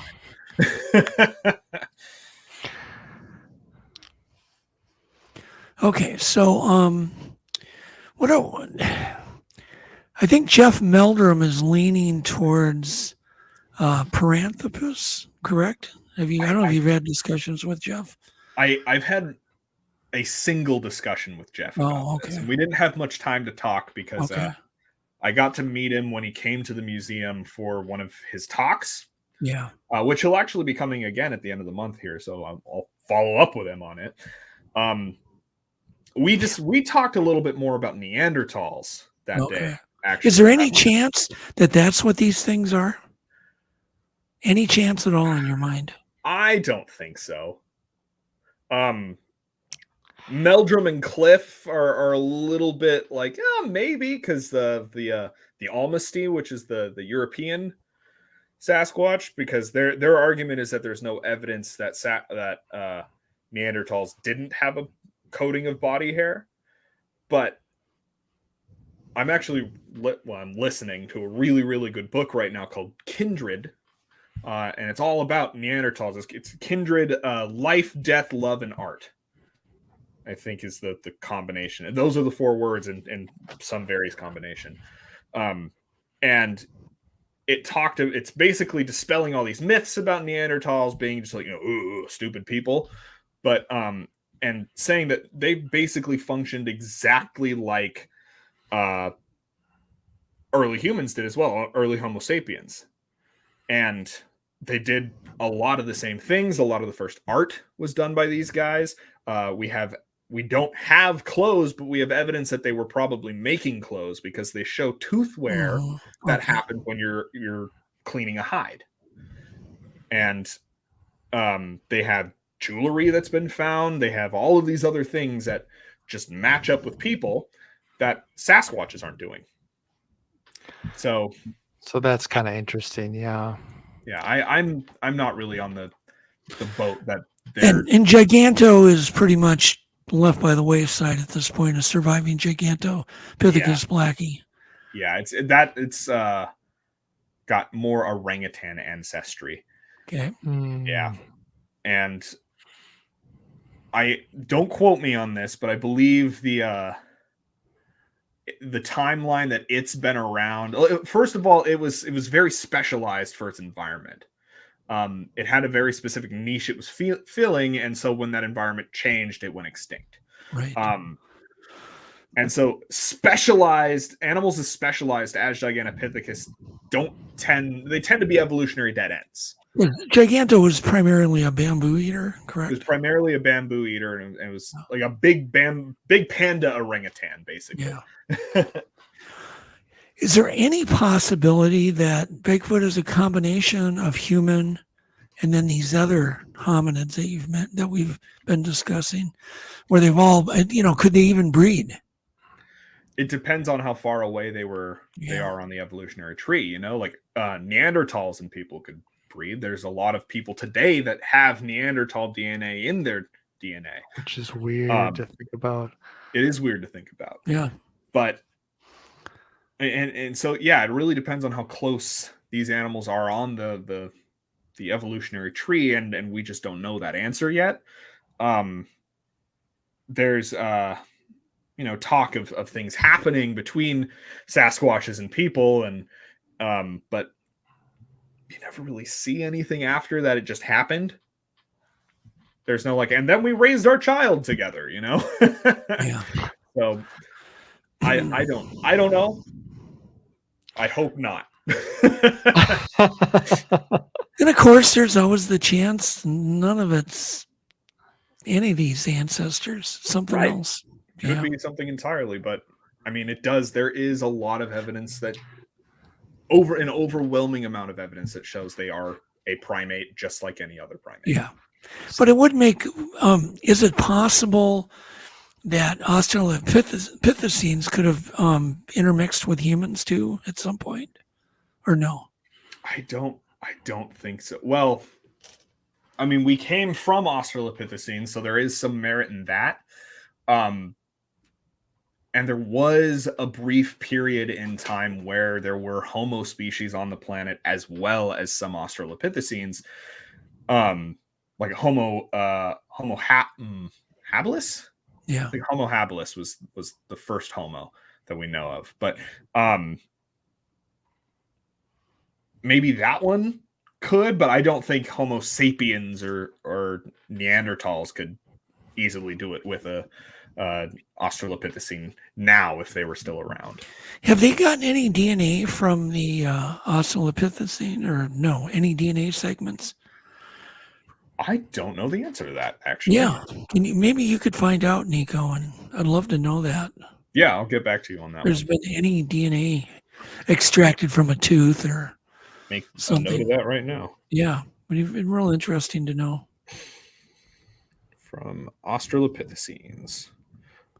And when I also am curious, when was the last time some of their DNA was tested? Because, man, I'll tell you, the DNA technology is just exponentially better. I mean, they did it 5 years ago. I can't touch what they can do now. Right. Are you asking like the last time a Sasquatch DNA was tested? No, an Australopithecine tooth. Oh. Or I would imagine that's probably the only place they're going to get some viable DNA. Right. There's probably some. There is I guess there is a misconception we should talk about with DNA, that even though you can get DNA from these fossils, that doesn't mean you can do anything with it. Right. Or if it's much of a sequence, it's just a partial. Right. You're seeing bits of it. And there is this idea that like, oh, we could get fossils of T-Rex from T-Rex fossils. And now we're going to try Jurassic Park, which again, 6 movies on why that's a bad idea. But there is a lot of mammoth DNA. I believe the quote is that we know more about mammoth DNA than we do about our DNA, because we have so much from these mummies that we keep finding. Yeah, so people are barbecuing and eating mammoths. So some people are doing that, which I'm a little like, you shouldn't do that. But yeah, don't do that. Don't do that. We need to learn from that. Leave that to the professionals. Yeah. Yeah, we've learned so much about woolly mammoths. We know they also weren't just brown. We know there was blonde ones, there was black ones, there was piebald ones. Like, they came in all sorts of colors. And the idea so you're telling me there was a cow, a mammoth that looked kind of like a Guernsey cow? Yeah, probably. Crazy. God, that's cool. Awesome. But the idea of bringing a mammoth back to life is entirely possible because of this. And it's one of the few examples of an animal that should probably be brought back to life. Because if we look at the environments that woolly mammoths specifically were living in, there is an ecological gap where those animals are, and the environment is falling apart because of it. And so if we bring mammoths back and introduce them into those environments, and they hold and start establishing themselves again, those environments are going to heal, and it's actually going to be better for carbon emissions and stuff like that, melting permafrost and such. So that's one species where it's like, yeah, we need to work on that one. Let's get that one back. So I've got a question for you on a procedure. So you're out at the Willows, you and Cliff come across a perfectly preserved dead Sasquatch. What do you guys do next? Besides panic and freak out, what do you do? I was gonna say maybe get all giddy, like, oh! I could only imagine. Oh my God! But what would really be the procedure? Because it's a scary moment. It is. It's going to happen at some point. It's got to happen. You call the government? Do you call the sheriff? Do you smuggle it and put it in Cliff's basement? There you go. Make sure it's not a person in an ape suit that got shot. I mean, what do you do? I'm serious, but what are your real steps? Because you don't have any time to think about it. You gotta act. What are you gonna do? I think you're gonna hack the arm off and keep it just at your house, and you're gonna divide it up. Or are you gonna just let the government take it? What are you gonna do?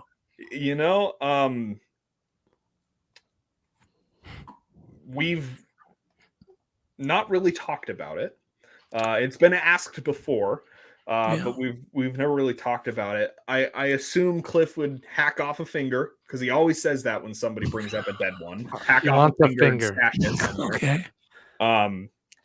The Willows would be a good place to find one because it's surrounded by roads, so we could park as close as possible and try our best to drag it out of there. So the first thing the government's going to do, Cliff, we know you hacked a finger off, give it back. if the government's even involved. There's a missing finger. We know Cliff has one. Yes, we know Cliff is he's the guy.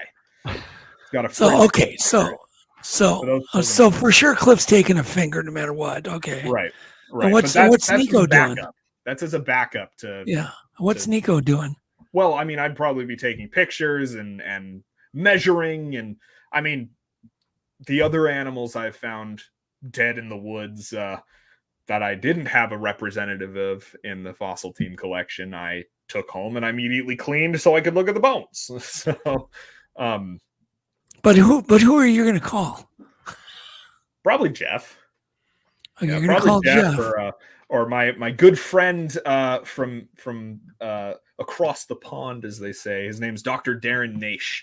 I'd probably call him because he's in academia as well and very interested in the cryptozoology stuff. So you're going to call these guys, but are you going to call any government people at all? No. Why would we? Exactly why? I mean, I don't think the government's actively trying to hide these things, but they're not going to do anything about it. You know, like my thought is that, we say to people at the museum who bring up the government conspiracies and all that, it's like the government worships one true God, and that's the dollar bill, right? And if anything they get their hands into affects them getting money, they're not going to touch it. So they're probably not covering it up as much, but they're actively ignoring it. Because as soon as these animals are academically recognized, conservation programs are going to be put in place because they're very rare animals. They may not be going extinct. In fact, they might even be doing better than they originally were because of the lack of competition from the cougars and wolves and bears that are getting hunted out. But conservation things are going to be installed. There's going to be more restricted national forests and logging is going to be affected, and all that money is not coming back to the government. So they're not going to actively hide it, but ignoring is one thing they absolutely can do. But let's go back to the problem. So you call Jeff, and Jeff comes out and gets the body. He obviously has got places he can freeze it. Right. But my point is, don't you think that there needs to be like a 12, 15 person committee for when a body is found, so the right decisions can be made? It'd be something that people should be talking about. Oh, absolutely. There really should be a go-to. In other words, something everybody knows what to do. The procedure that should be worked out. Mm-hmm. I think it should. I agree. Because it could get blown. The moment could end up being wasted. Because you could end up a lot in the Sasquatch field. You could end up calling a sheriff, and maybe there's no government cover-up, but maybe there would be at that point. I'm just saying. We're not there yet, so we don't know yet. No, we gotta find. There's only one way to find out. All he's saying is take more than one finger. Oh yeah. Oh yeah. I'm probably taking the head. It's just funny because really, there's a chance that someday there will be a body found, be hit by a vehicle or, whatever. And that moment is going to probably come for somebody. Yeah. Well, and that's going to be some pretty heavy decisions to be made real quick. We have actually had a couple of stories brought in where people have claimed to find dead ones. Yeah. The most recent one I heard of was this dude, and he found one that was very, very decomposed. And he said it smelled really bad, which, I mean, I've seen a lot of partially decomposing animals in my time, so that makes sense, especially at that size. And so, but he just left. He was so scared that he didn't know what to do. He just took off because he's like, what if there was other ones around? And I started poking it, and if there is any merit to the, that's a good point. Canyon, what's that? I'm sorry. That's a good point. Yeah. If there is any merit to the Ape Canyon story where the one was shot and then the other ones came to attack the cabin, then there you go. That's like families defending each other. So I don't know. I think maybe one of the first things we should do if we did come across one in the willows is where's the other one? where are all the fingers? There you go. All the fingers are gone. Discuss this, Doug. Come on. What the hell? No, I just think that, and Jeff should probably take the lead on that, but I think somebody should constantly have a committee of people that deal with this. Well, I'd like to get more than just Jeff in on it. I'd like to get as many academic people in as possible. Yeah. Primatologists, paleoanthropologists, The committee paleontologists. Right. Me? It should include a kind of a whole bunch of different disciplines. Yeah. Including, of course, a paleontologist. Yeah, but there's better paleontologists than Yeah. me. I'm just a nerd. I just think it's an interesting question that's, maybe it could come up tomorrow. I just think we're very ill prepared because I've been asked that. What would you do if somebody calls you in the middle of the night? And says, and I'm like, God, I don't know. Be a real panic situation. Well, yeah, I think the idea, most situations when it comes to these animals are very panicky. Things are always going to go wrong because unless you're sitting there with your, looking through the camera the whole time, so like all of these encounters last seconds. And well, the only procedure we have at this point is take a finger and get it to Cliff. That's the only. There you go. That's all we have right now. And the head. And the head to Nico. Head to Nico. Put it in the skull collection. Oh my God! I'll mount it next to the Spinosaurus. Yeah, well, it is a serious question. I think that should be addressed, and maybe the museum there can address it. We're trying our best. Our goal is to document and educate. So yeah, there you go. So Nico, do you have any insight on why they've evaded capture or, for so long? Like you had mentioned before, that they're lucky, but also they're just really good at what they do. Well, no one's trying to capture one first off, so that's how they avoid capture. Let me ask you, how do you plan to catch an 800-pound gorilla that doesn't want to be caught? Try going to the vet and asking for tranquilizers and saying you're going to look for Sasquatch. Yeah. There's always that villain in the Jurassic Park. Well, how the question is more of how have they avoided us finding a body, right, or getting really good photos on trail cams, right? That's the true questions. Here's an example for you with catching animals on trail cameras, specifically. The Willows is a really good example because prior to doing, Bigfooty things there, I've been teaching there for 8+ years. And I've been setting cameras there for maybe 6 years. And there is an active cougar in that area that I have tracked countless times. I have found its footprints so many times. I have never seen it, and I have caught it on the camera once. And it was a very bad picture. So it's luck in that sense. There are trail camera photos out there. I've seen some really good ones. We have some in the museum archives that we can't do anything with because the people that own those pictures don't want them released. So it's just, something pretty for us to look at. But they're incredibly rare animals. I think it was I know it was Grover Krantz came up with that estimate that there's one Sasquatch for every 1 to 300 bears. And with, say, 30,000 bears in Oregon, that's 300 Sasquatch in the entirety of Oregon. Yeah. And 2 of them are at the Willows and not always there. So they're very rare animals, and we just don't know exactly how they move through the woods. A lot of people are placing cameras and equipment and stuff to capture these things where they think it should be best, where they think the animals are moving, but the animals might not be moving where we're placing these cameras. So you're saying partially we don't really understand their behavior. We don't at all. And to think that we do with most animals, a lot of animals are pretty predictable, but a lot of them aren't. And so thinking that we know more, we know better than the animal is kind of selfish on our part, if anything. I recently heard that we don't have any game trail camera photos of any alpha wolves. Of any alpha wolves? Yes. Yeah, there's been a study that they've never been photographed by trail cams, that they avoid them.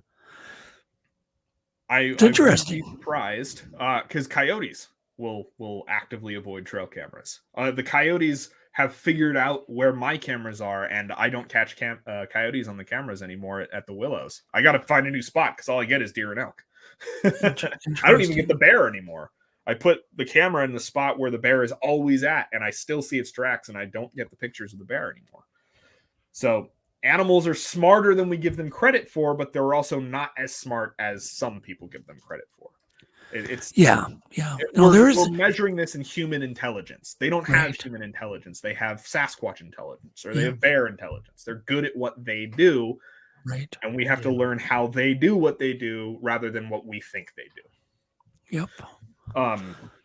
So saying that, they're smart enough to always stay hidden, and the always staying hidden part, that's just what ambush predators do. They're not actively hiding from people, at least that's our theories. They're not actively hiding from people, they're just hiding because a cougar always hides. Right. And I have seen one cougar in the woods, in the wild, with my own eyes, and it was not the one I've caught on trail camera. It was a different one. So I know they're there. Cougars know we're there.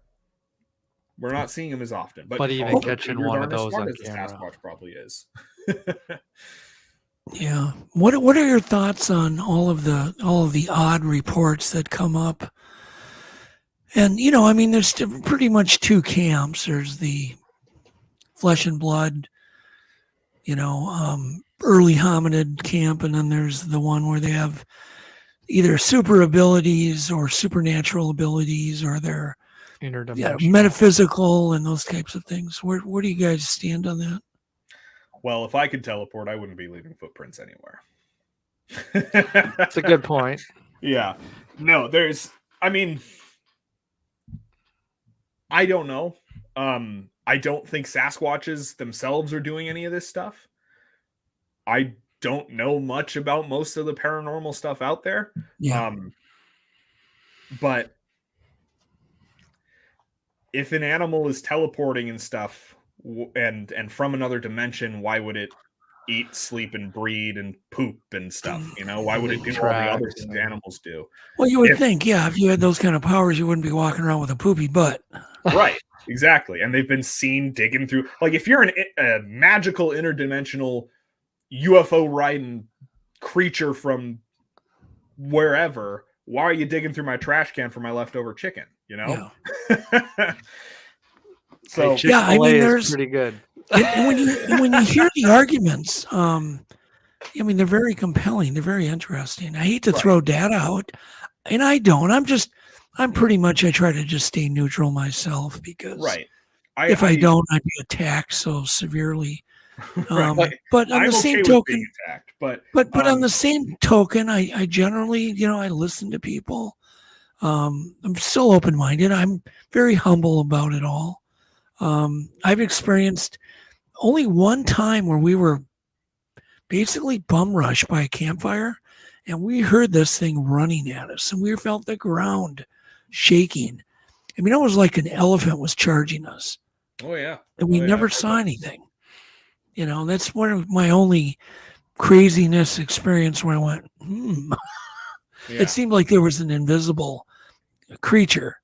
Right. But on the same token, you could still explain it. It could have been farther away than we thought it was. It just sounded like it was right on top of us, Nico. Mm-hmm. And the ground just shook. We ran, by the way, just so you know, we ran. You're basically hearing the T-Rex from Jurassic Park. Why wouldn't you? We ran. But I don't want people to feel like I'm gonna shoot down their encounter stories. I just don't think what they're encountering is a Sasquatch. Right. Might be, or there's always a lot of misinterpretation that can happen. Right. Misidentification, misinterpretation, all that stuff. Misinterpretation, yeah. What if these things know, if there is something out there that is from another dimension that people are seeing, a Sasquatch would be the perfect thing to disguise itself as. Because people already don't think those are real. Yeah. Oh, yeah. Good so point. If you're pretending to be something, oh yeah, I'm definitely a Sasquatch. Wink, you know? Yeah. I mean, I don't know about that. I'm not gonna spend much time looking into it because no, you don't need to. I don't need to. I'm interested in the stuff that one day we are gonna find bones. One day we are gonna find a dead one, you know? Yeah.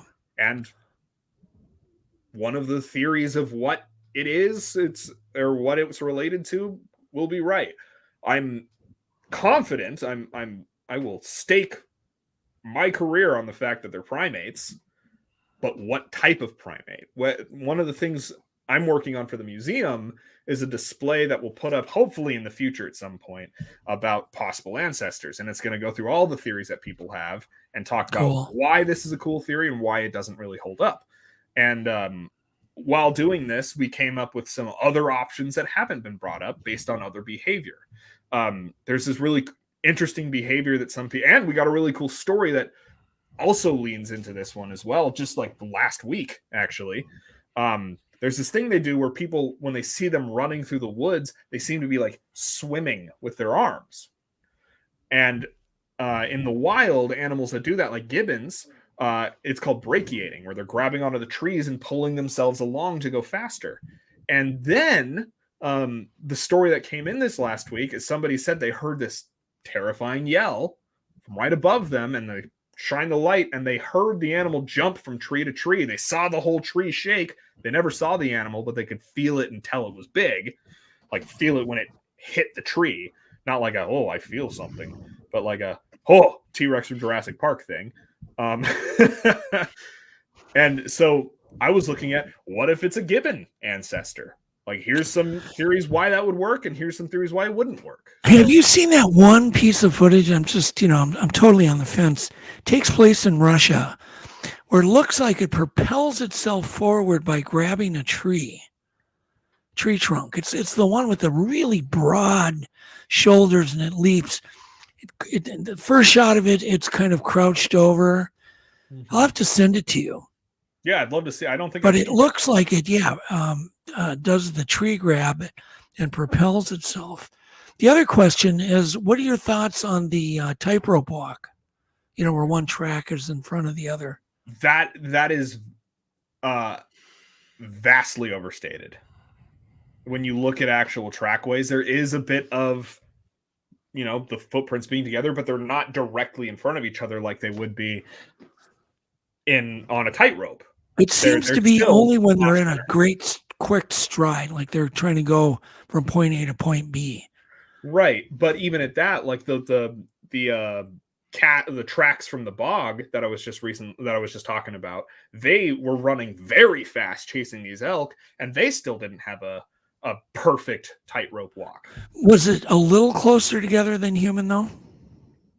Closer to center. Pretty close together when they're jogging and stuff. When people are moving as our skeletons are intended to have us move, I should say, because a lot of us don't walk the way I slouch all the time. So I'm not excluding myself from this, but our footprints are all over the place. People are really interesting to track because each person has a different gait. I once at the Willows, actually, we have a groundskeeper there.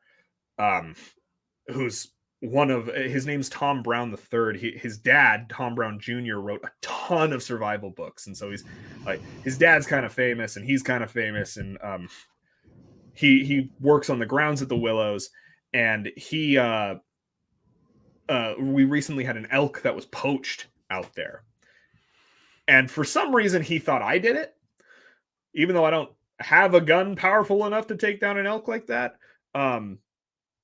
But they were calling me and asking me about, because we kind of provide, like, our agreement, since I don't work with them anymore, our agreement is that we can continue using the Willows for research if we kind of fill them in on anything weird happening with people that shouldn't be there. And I'm all for that. I'm like, absolutely. Like, I got you. And so he kind of thought I did it, and he was questioning me, and I was like, I didn't do it. And he's like, I'll find out. I know your gait pattern. I was like, that's a weird thing to tell me, man. That is. I'd say. But what about the like the Patterson-Gimlin creature? They were in a fairly straight line. They were. A lot of the Bluff Creek photos that John Green has collected, Mm-hmm. very, very straight line, tightrope type walk. They are, and I'm not saying they're not, but it is a little bit more exaggerated than it actually is. They're not a perfect. It's not a perfect tightrope gait. They're a little off center, and sometimes they're all over the place, like people can be. Well, yeah, but then we could be dealing with different individuals too. That as well. Yeah. That as well. I mean, look how weird humans walk compared. I mean, you go into any Walmart and just watch people walk. Oh my God, there's no two people that walk anywhere near alike. You know, you've got people walking walleye, pigeon toed. You got all sorts of, I would hate to have the human race judged on one person's walk. Yeah. Well, apparently we're very different from each other. We are all very different from each other. Yeah. And I would imagine Bigfoots have to have some individual traits, which makes this whole mystery harder to solve. Because no doubt, just like humans, we have our own preferred foods. Me and Alex live on Cracker Jacks. That's all we eat.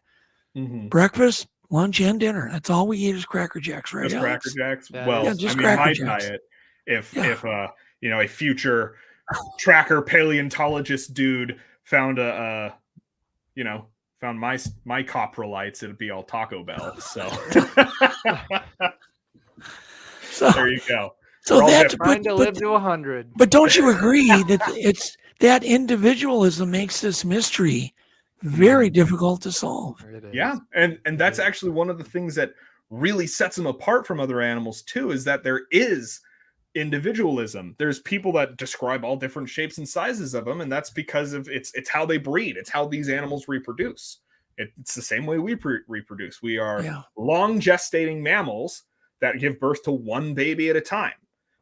Well, we're supposed to. Some people, twins and all that, but one infant at a time, and then they spend a lot of time rearing that infant.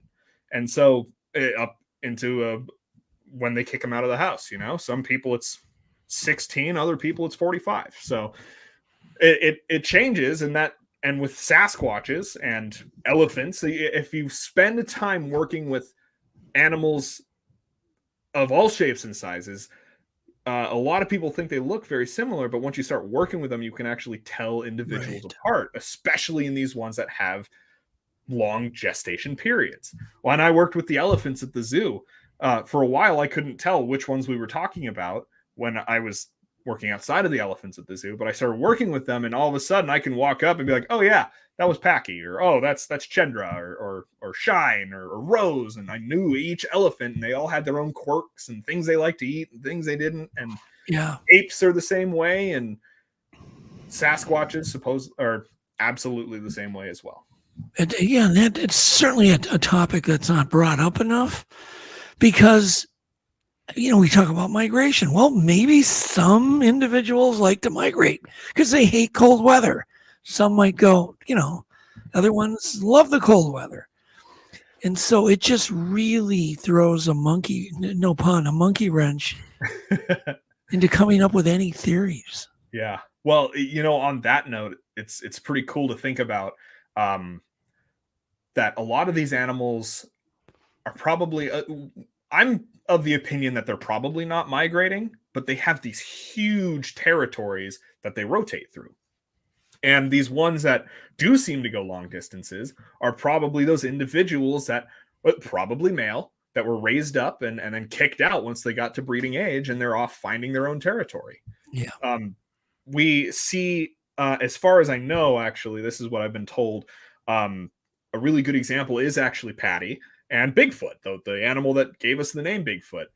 They were a breeding pair, and we have trackways of Patty and Bigfoot walking together, and we have way over here we have trackways of Bigfoot and another female walking together, and this replicates the territorial behavior of cougars and orangutans, where there will be a female's territory here and here and here and here, and then a male will encompass all four of those and kind of make booty calls as they go around.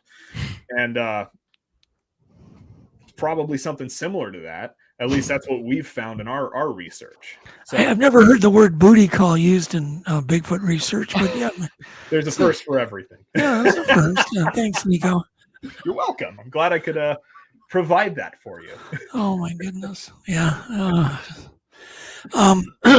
Are we okay? Do you want to go another 5 minutes, Alex, or we have to wind it up now? Yeah, we can go another 5. Oh, can we go another 5 minutes, Nico? Absolutely. Okay. So one of the things we obviously didn't talk a lot about paleontology, did we now? What's the coolest thing on kind of rethinking dinosaurs that's happening nowadays?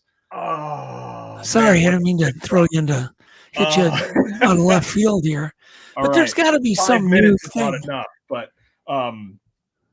the famous one that's always getting redesigned and rethought of is Spinosaurus, the big crocodile faced theropod with a big sail on its back.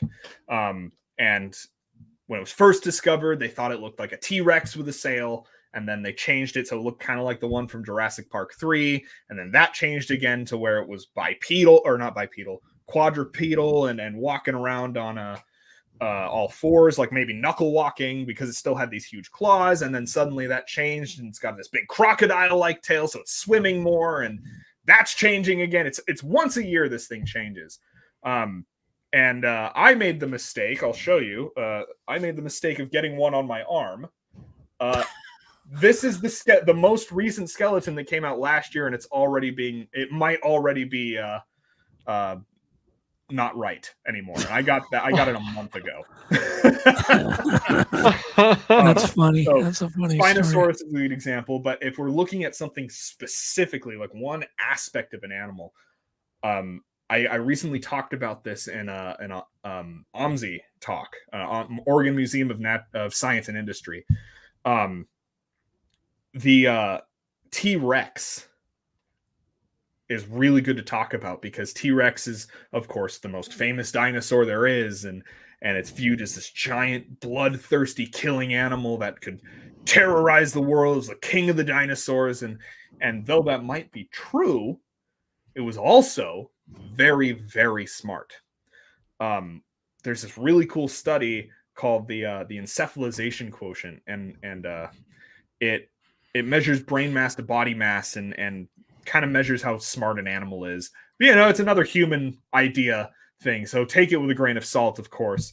But doing this with the T-Rex, we find out it was somewhere in the primate range of intelligence. Whether that's monkey or ape, we're still kind of trying to figure that out. The most recent thing said it's kind of on par with baboons. And if it is that smart, then this animal is probably thinking through more of what it does than Jurassic Park portrays it as. And why would it need to be so smart if it's just a meat eater and has one job to kill? We don't know. But T-Rex is also a really cool example because it's an animal that truly dominates its environment. When we look at other environments with other dinosaurs, and even in modern day environments and ice age environments and all that, the megafaunal environments, there's always multiple big predators that are kind of competing and working against each other and hunting sometimes different prey, but sometimes overlapping, like lions and hyenas and leopards and cheetahs and all that. But with T-Rex's environment, it was the only big predator. There was no other big predators in the environment. It was only T-Rex. The next biggest thing was a raptor dinosaur that was shorter than us.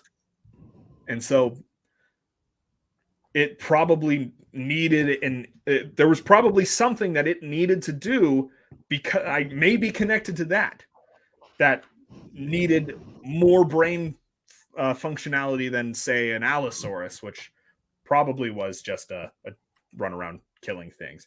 And I just saw that somebody said T-Rex is a scavenger. I just saw that pop up because I clicked over to the comments here. That is not true. its bite force is so powerful. Its vision, its sense of smell, its hearing, everything about it points to it. And the fact that it's the only big predator in the environment, it points everywhere to it being a big predatory animal that wasn't scavenging as much. Not to say that it didn't. All predators scavenge. All predators are opportunistic. If there's a free meal laying on the ground, why go kill something else when you can just save all your energy and eat up, right? But we know they were hunting. There's also fossil evidence of them hunting. There's a really cool skeleton of this duck-billed dinosaur called a Montosaurus that has a T-Rex tooth stuck in its tailbones, and the tailbones had fused together around the T-Rex tooth, showing that it not only survived an attack, but continued living with this T-Rex tooth inside its tail vertebra. Wow. Is there any way that they can tell vocalization or dinosaur language of any type? Anything that they could do? Is there any way to even know any of that? Anybody studying that? There is a lot of theory. Of course, we don't know because there's not a whole lot of dinosaur vocal cords around. Right. But they probably were not running around roaring like they do in Jurassic Park. I actually shared on my social media a while back.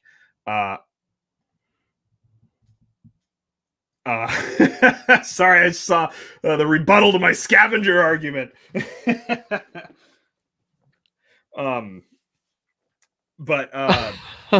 Sorry, I got distracted. I'm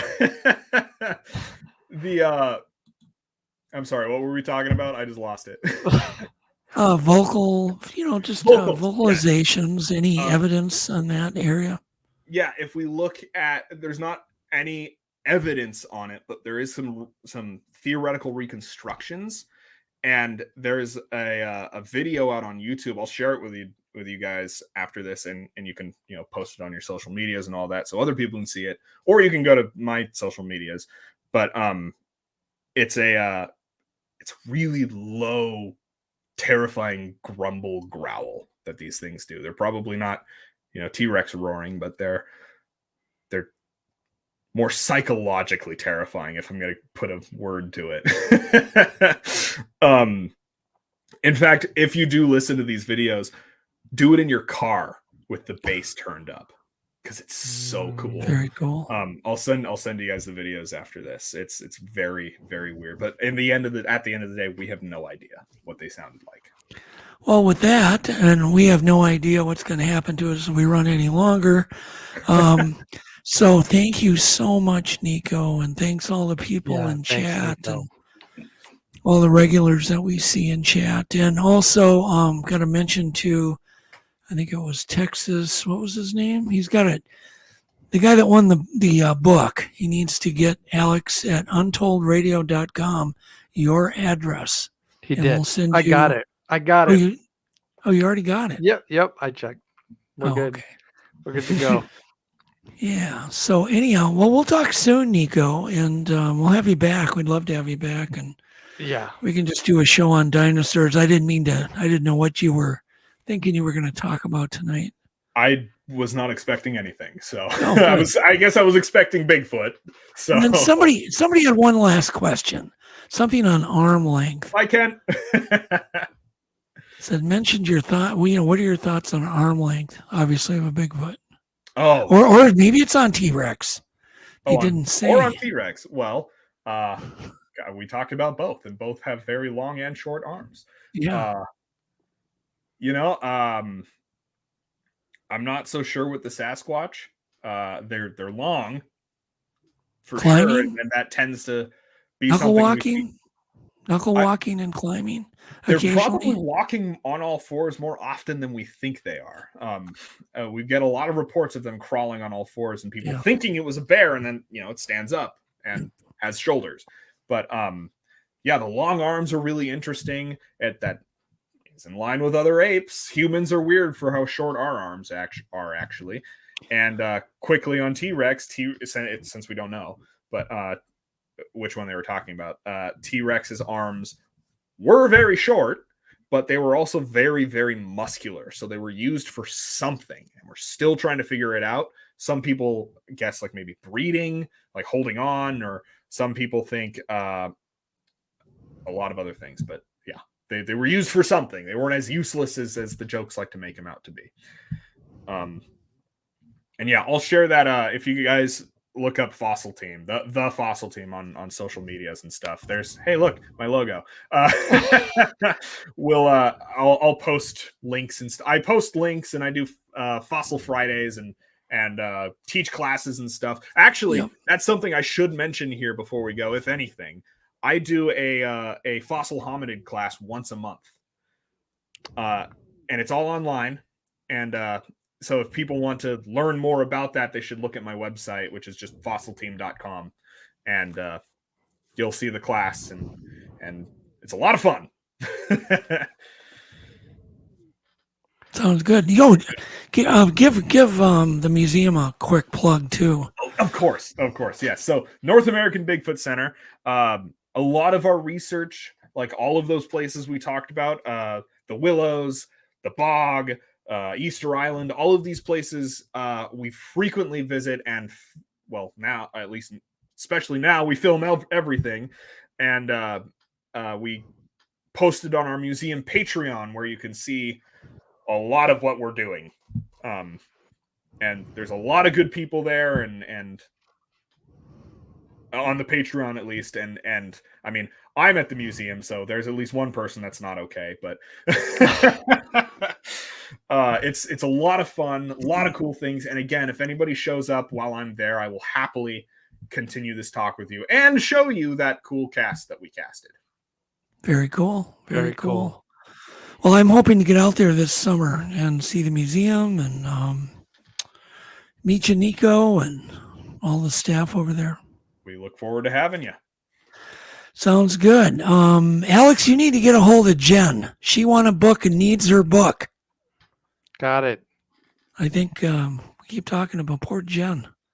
She won a book on a different show, but we need to get it to her. See. So Sasquatch Central. Jen, get Alex your address. Alex at Untold Radio AM.com. With that, I think we can sign off. Thanks, guys. Thanks, everybody. Thanks again, everyone. Nico. Yeah, of course. Thanks for having me. It was a blast. Thanks much. I call you up in the middle of the night. Been bothered by dreams, ain't feeling alright. You give me comfort, say just give it some time. By the end of our talk, I'm feeling just fine. You and I will always know where we belong. This ain't no ordinary love we got going on. I'll pick you up in my 59 Ford.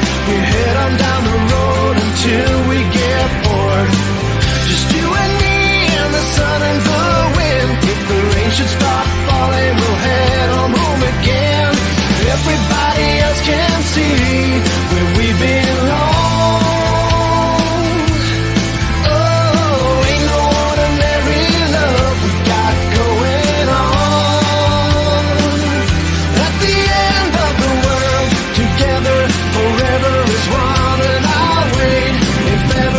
Should be in doubt, and I pray they never can pull us apart, and I'll wait for the time when we'll be together every day. But I know if ever we'll be led astray, that I'll find my way back home to you again.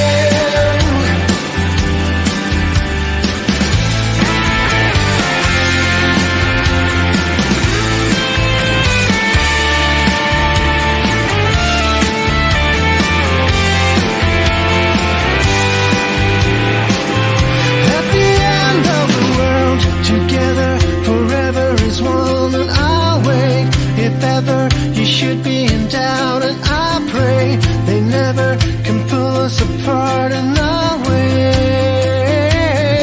at the end of the world. Together forever is one, and I'll wait if ever you should be in doubt, and I pray they never